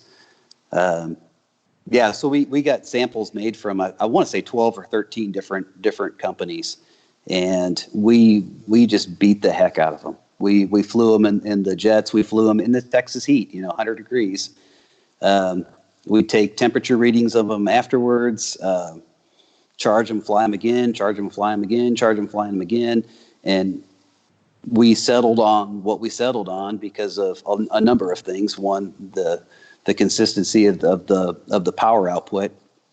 And then 2, the weight. We wanted it to be a certain weight, and that 6S 6000 60C battery at the time, 2 years ago, weighed either the same or even less than a lot of name brand 6S 5000s. And so I remember that. It higher C rating, and I think it was like, I can't remember now, but it was lighter substantially. Not huge, but it was lighter than the other ones out there. Yeah. And higher C. Mm-hmm. So that was super interesting. And then priced competitively or darn near the same. Yeah, I wanted to keep it. I didn't want it to be a $150 battery, and I got to get some more. Yeah, they're fantastic. That's all I fly anymore. I mean, I love the Roaring Top stuff. I fly a lot of the 6S 5500 70Cs from Roaring Top, it's either that battery or it's R6000. Those are the two packs that go into our planes. The reason I'm flying Roaring Tops when I do is because when I want the JetWorks one, they're out of stock. Which is, hey, I know a guy. You know a guy? I'll try to hook you up. Yeah, so I love my JetWorks packs and my Roaring Tops. A lot of guys have seen me really sing the praises of those higher C ratings because I think the proof's in the pudding. Like, I'll fly my other branded batteries and okay, cool, great, it's flying. And then I'll throw in a 70C Roaring Top or a JetWorks battery, and it's like visible. Oh, dude, night and day difference. It's visible, the punch. And I feel bad because I've been driving one of my trucks a lot with a 6S4000 RC JETWERX in it. And that son of a gun, it cooks. It flies. I need to get hard case packs, which you also can get, right? Yes. So I got to get some hard case. Shoot me an email with what you're looking for. Yeah, man. Yeah, we'll figure it out. I'm going to get some hard case packs because I'm starting to really jump these things and backflip them and wreck them hard. And yeah, you need some hard packs. I'm going to I'm going to burn a truck up if I don't. So yeah, awesome. I love it. Oh my goodness. So HSD Jets USA, ladies and gentlemen, it's going to launch. It's going to open for business February 6th. Check out HSD Jets on Facebook group. One of you guys, everybody's got a wrench, so somebody can do it. Do me a favor, drop in the Facebook group URL so guys can check that out and join. Always go to pilotryanmedia.com, click your favorite brands. I got RC JETWERX there, and I'll be putting the HSD Jets USA as well. So you already got pilotryanmedia.com bookmarked. You can easily get to RC JETWERX or HSD Jets USA from there as well. Of course, check out the RC Jets playlist right here on this channel already and be looking for more because I have a feeling we're going to get to play with some of these in the future. Guys, hit me up on some questions. I'm going to let Andy go. I think we're going to probably wrap this up. Unless you got something else you want to lay on us, Andy, I think we're going to keep this one short and sweet. Sure. No, that's fine. Yeah, if there's any questions that I can answer before I go, we can do that. We'll give them a few minutes. If you guys have questions for Andy, lay it on me with 3 fire emojis before your question. We'll lay it on them, and then we're gonna kind of bounce. I think we're gonna bounce. I might even do another stream after this, but I think I want this to be completely specific to RC JETWERX and HSD Jets USA. I don't want this show to be 4 hours, and 2 hours of it are really, really good, and then the other 2 is like Seinfeld. So, is the HSD 120 EDF fans coming as in-runners or outrunners? They are outrunners. Outrunners, okay. Yep. Outrunners will work with a wider range of ESCs that are out there. One of the reasons for doing a 90 millimeter new EDF was, well, one, it's planned to go into some future projects, but to also be able to sell it to guys that are wanting to upgrade, existing airplanes. So that Outrunner is just a little more versatile to different ESCs out there. Perfect. I love it. Jeff's Custom RC has a question. HSD F-16 Arctic Camo, is that coming in this container? Yes, sir. Yes, sir, Jeff.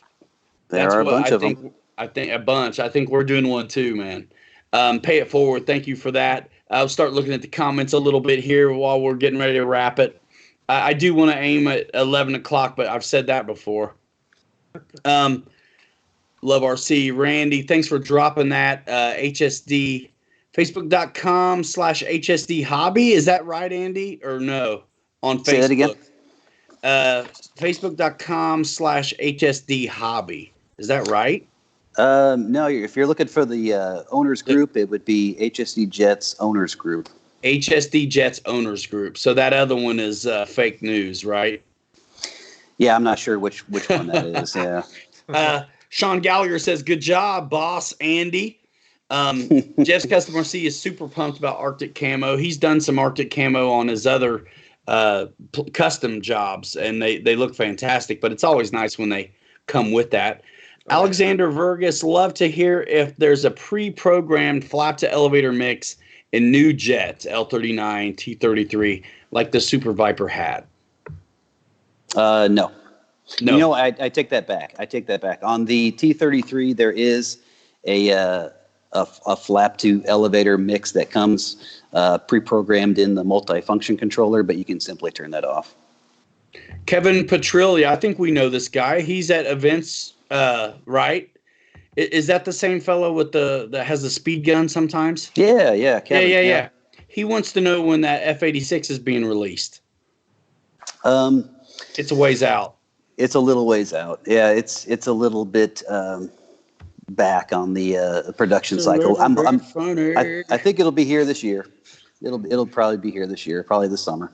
But it's so Kevin's late to the party a little bit, I think, on the show. So we were talking earlier about releases, and let's recap real quick, Andy. You're the better one to do this. On this first container that's coming, actually it's already here, but it's on the rail. What aircraft are in that container? And then in March, we're going to get some other offerings as well. So shoot.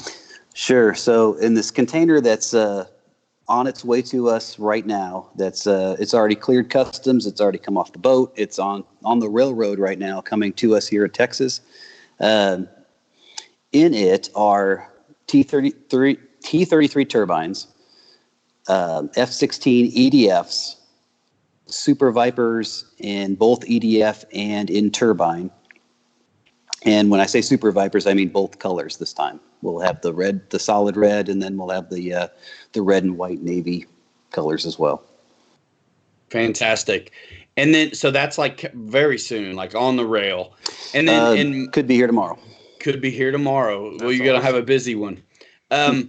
Will HSD offer a firm for payments? You got any systems like that for like credit payments or anything like that? Like some of the other companies are doing a firm right now, which is financing. No, we're not going to do any financing. Just basically through PayPal, and I think PayPal has some financing options when you click on, when the cart takes you to PayPal to pay. You can pay credit. through. Yeah, you can do credit, or you can do credit cards, or you can do your PayPal account balance. You can pay through your bank account. You can do different options. There's also a drop down. There's a new drop down on PayPal that's if you select it, it says your kid's college. You can pull from your kid's college and get the new one. But the next container is coming in March, and it's going to have what? So, in March, we're expecting our second container.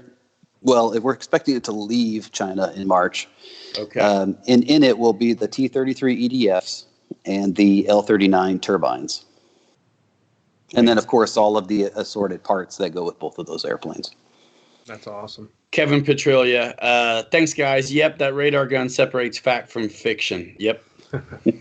I had fun doing radar rip. I got, I think, 114 out of... was it a stock F4, I think?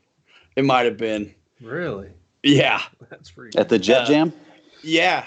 And then I did a radar rip, that same jet, but with your 6,000 in it, and I got 122 here in town.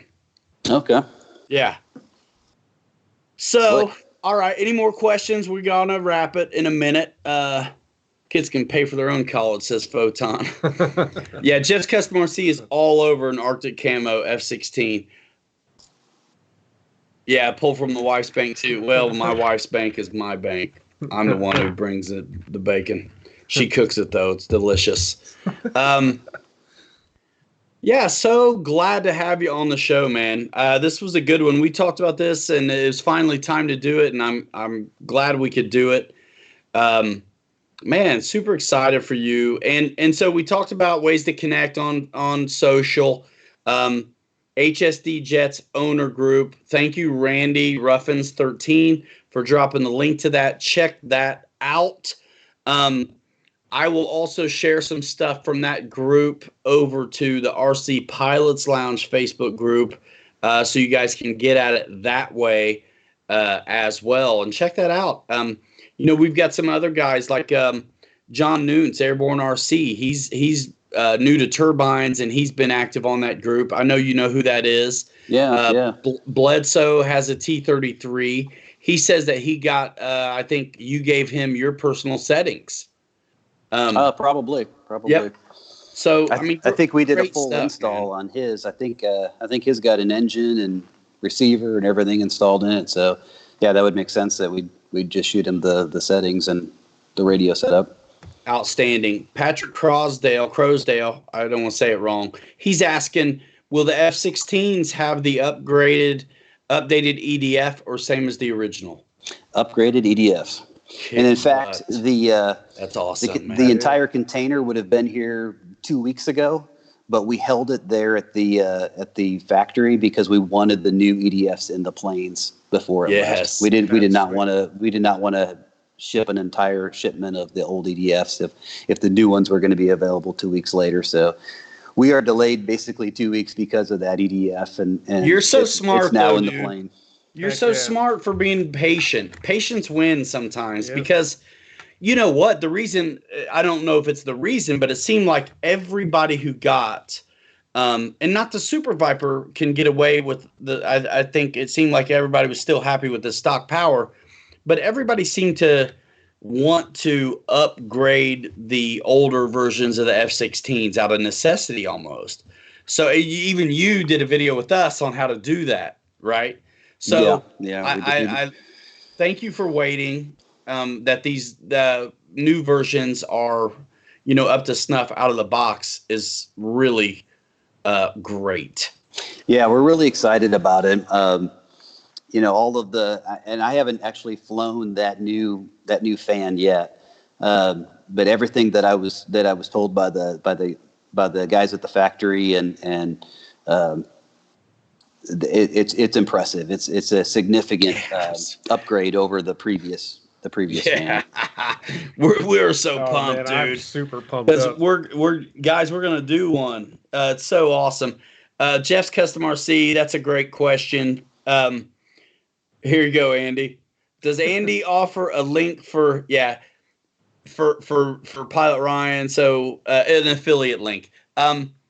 Jeff, the answer is no right now, and it's okay if it's always no. Me and Andy are really great friends. I've had his link up on the site the whole time I've had the website, and I'll continue to do that.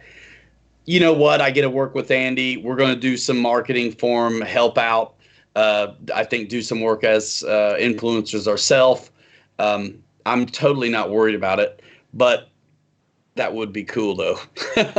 But yeah, no worries. Just, you know what, that website's to make it easy to extend my voice to my friends who do good work in the hobby, and Andy's definitely one of those. And so that's a great question, Jeff. But you know what I do? My buddies who buy stuff from Andy, they'll reach out to me a lot of times first via Messenger or wherever, and they're like, because they ask the same question. I was like, hey, man, you got a way to get to Andy? I'm like, nope, just tell him I sent you. No worries, man. Because when I go to Texas, I stay at Andy's house and he feeds me, so I'm good. Right? Yeah, these guys want to see videos. Andy's so busy behind the scenes. I'm speak for you a little bit, but you've told me before you're just not gonna be necessarily a video guy. Am I? Yeah, I'm not a video guy. I don't make videos, and I've got a lot of other things to do and a lot of other things going on that are probably. It's probably better I spend my time doing those things than making videos that just look bad. So I think I could put you in contact with a couple guys that do videos. I think I know some people around that do a better job at that than I do, and it's could I paint my car myself? Yeah, I probably could, but it'd be better just to pay somebody else to do it. Yeah. It'll look better. It'll turn out better, and I'll be happier with it. So. Yes. I think we'll just continue doing that. So Yeah, man. When it's time to get my septic pumped, I let that guy do it. You could know what I probably mean? figure it out, but yeah. Oh my goodness, I think I man. saw one of the questions here popped up a little bit ago. Somebody was asking what engine size the L39 might be, and the answer is about an 80 Newton size engine. Okay. So I went 80 is probably the sweet engine for that airplane. Fantastic. And you'll be the guy to know. I mean, you're gonna shake them down, and then Yeah. once the circuit's really underway, you'll have these things with you.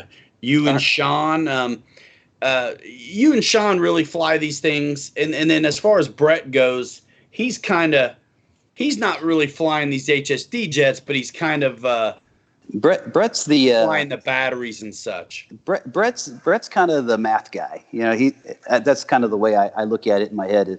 Brett is the guy that you ask questions to us to, hey, do you think that this is a good idea or this is going to work or something? And he's probably the guy to get the right answer from.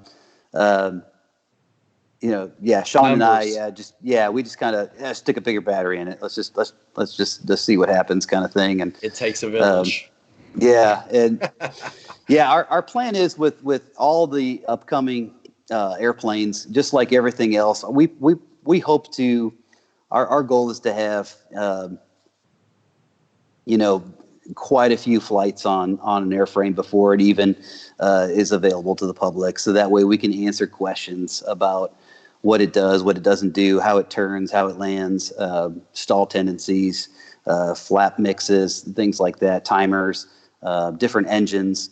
The T-33 turbine, I want to say, I had at least a handful of flights on it before they were available, and at least I could answer questions about the airplane and what they need. From this point forward, we should have the airplanes here, at least a sample or two, a month, 2 months before they're going to be available to the public. So we should have plenty of time to really shake them down and get what data we want out of them, and have a lot of notes and things, so that when people are calling and saying, hey, I want my new, whatever airplane, can you send us a file for a Spectrum file? We've got everything already kind of done and set up for it. So that's the goal from this point forward. That's great, and it also gives you the opportunity to almost get a jump on, some of the marketing materials as well. Yeah, when you get that stuff like that early. So guys. So let me ask you, HSD Jets on social, Facebook, that group for the owners is the way to go. Is there an Insta for this as well? We're not sure really what we're going to do with Insta. RCJETWERX is on Instagram. I'm not completely sure. We haven't. The jury hasn't decided yet what we're going to do there. Instagram is an interesting marketing tool. We really haven't seen a whole lot of sales coming from it, and going back to the area where I said maybe my time is spent better doing something else and letting somebody else do this. That might be one of those. That might be one of those spots. So sure. Yeah, I'm familiar with that a little bit. I get it. And you know what? Facebook is super interactive. Instagram, you do get the sometimes the numbers aren't always look, you get a lot of numbers on Instagram, but they could be from all over the world. It seems to be very much more focused on Facebook, and demographically, a lot of us are there. Like me, being a social media kind of guy, I feel like I need to be everywhere. And honestly, I really wasn't wild about Facebook, but I did it because I should. And it turns out to be actually very, very good place to be. Yeah. The engagement. I would have to echo that. I think that that Facebook, that platform, has been surprisingly better for us over the last year or two. Yeah, the groups, and then just the availability of people being able to ask questions directly to us. And then the guy who's got the experience answering the question for you before you had a chance. Because, other community guys who got that experience or have already, proofs in their pudding already, they can share Right. their experience and give that answer. I think it's great. When you do get comments on Instagram, they're great. But it's just a little bit more one-sided than Facebook seems to be multi-faceted, where there's a lot of value that can be interjected from more than just the original poster. So Right. yeah, I get it, man. I get it. So really no YouTube channel or anything like that for HSD Jets? No, right? there is there? a separate HSD Jets USA YouTube channel. Okay. I think we've got maybe 5 videos on it. They're all factory test flight videos from the factory in China. We will probably be adding some of our videos made here, whether we shoot them or we have somebody assist us or shoot it for us or something. Nice. But those will go on that channel, HSDJetsUSA.com. Guys, you heard it here, right? I mean, this is all new developments. Check out, somebody do me a favor. Dig up that YouTube URL, drop it here in the chat. You guys who are interested, subscribe, do that thing. If you're here in the room and you aren't subscribed to this channel, think about doing that. We appreciate it because, we're able to bring some news around here. So I'm really glad to have this show tonight. And I want to thank RC Air Marshal for producing and working it out. I didn't really have to worry about any of this tech. And, the more folks hang out with me, the more they learn how really miraculous it is that we pull anything off tech over here at all, which is just a weird irony because I'm like Google Hauser SEO specialist, but I cannot figure out how to update, my Windows 10 or whatever. So yeah. You want to leave us with any parting thoughts, Andy? I would say just stay tuned. This is going to be an exciting year. There's going to be a lot of new things coming. This is I think it's kind of a game changer. It totally is. Definitely. We at RCJETWERX, we really tried to handle the HSD Jets product line, and it's too big. It was too big for us the way that we were set up and trying to sell the product through that platform. And this will be a lot better. It gets rid of all of the issues that we had or any other smaller dealers had in the past running a big product line like that through a smaller operation. So this is one of those things where it's kind of that Texas phrase of "go big or go home." So yeah. we went big. We pulled out all the stops. Everything that this company needed, we put into it. 3,000 square foot warehouse. A top-notch website. Staff in the warehouse. Big shipping contracts with FedEx and UPS to bring the prices down. All of these things, and then some, all came in together all at the same time to make this all happen. So that everything would be done right from the beginning this time. So I'm so glad, dude, and I can't say it enough. Congratulations, because we've had a lot of talks about this stuff, and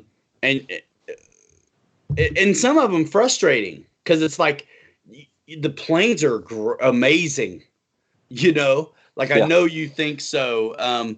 It's been just really cool to talk to you while this has all been happening. And then you've been able to figure it out and get them to really listen to you, tighten up a little bit, and really give them what they need to have a good shot here. Because it's always brutal for a guy who's kind of in the middle of like industry and the consumer to see a product that's just really got a lot of potential, but needs to be supported better. Yep. right. So, man, man, best of luck to you. Congratulations once again. Yeah. Super good job. And I can't wait to see this. You're right. Keep an eye on HSD USA, RCJETWERX. Man, really cool. Bobby, what do you got for me before I let you go? Sorry. What is this?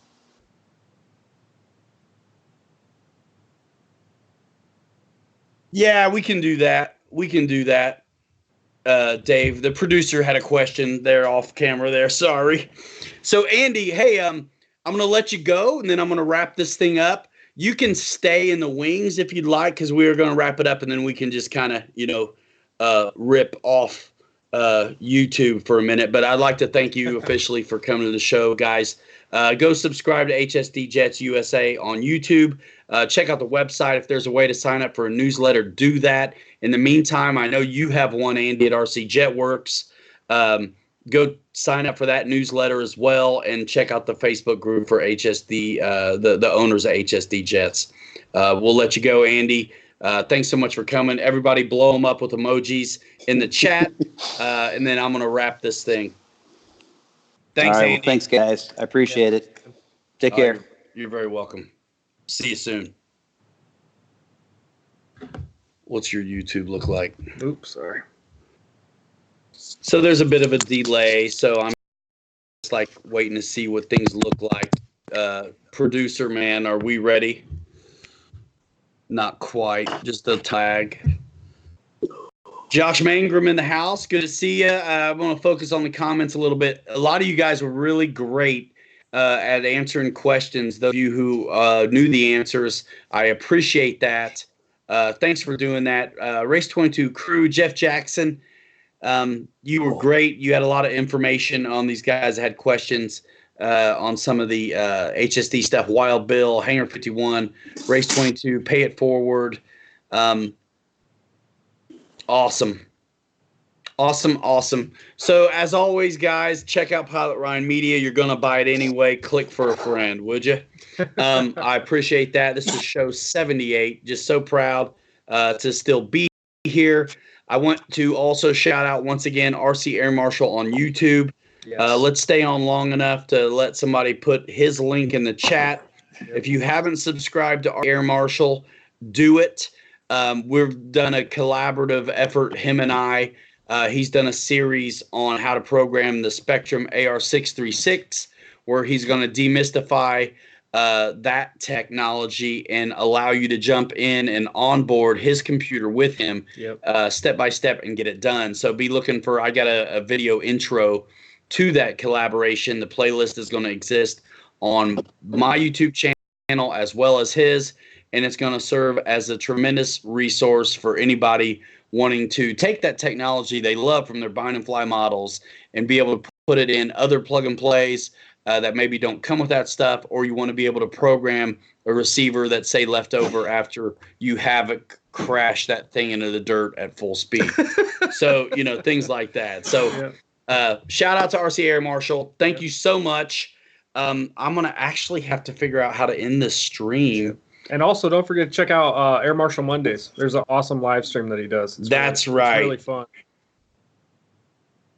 And you're going to be able to do it from your end? Okay. So, yeah, we'll tell you that in a minute. I'll do the countdown and all that stuff. I don't want to do a huge list of shout-outs here at the end, but you guys know who you are. Thanks so much for coming by. Get smart. Yes. Check out the links in people's descriptions, guys. That's full of information. And, man, I'm just so pumped to be here. And I could go on and on and on, but I'm not gonna. Future withholds great things. Let's talk about real quick next week's show. I think it is. We're going to, Gene from BitGo Hobby and Bobby have a giveaway where the winner is going to be determined by the owner, so I don't have to do anything on my end. Thank goodness. And someone's going to get a Grand Cruiser. So, and those are awesome. They are a great plane. So everybody, thanks for coming by. We'll see you on social, okay? We're going to be out of here in 5. Hanger Rats forever. 3 you later. You're too good to be forgotten. Stick a monkey pants in the stream. Andy, thanks a lot. See you later. And see you the rest of you guys next time. See you guys.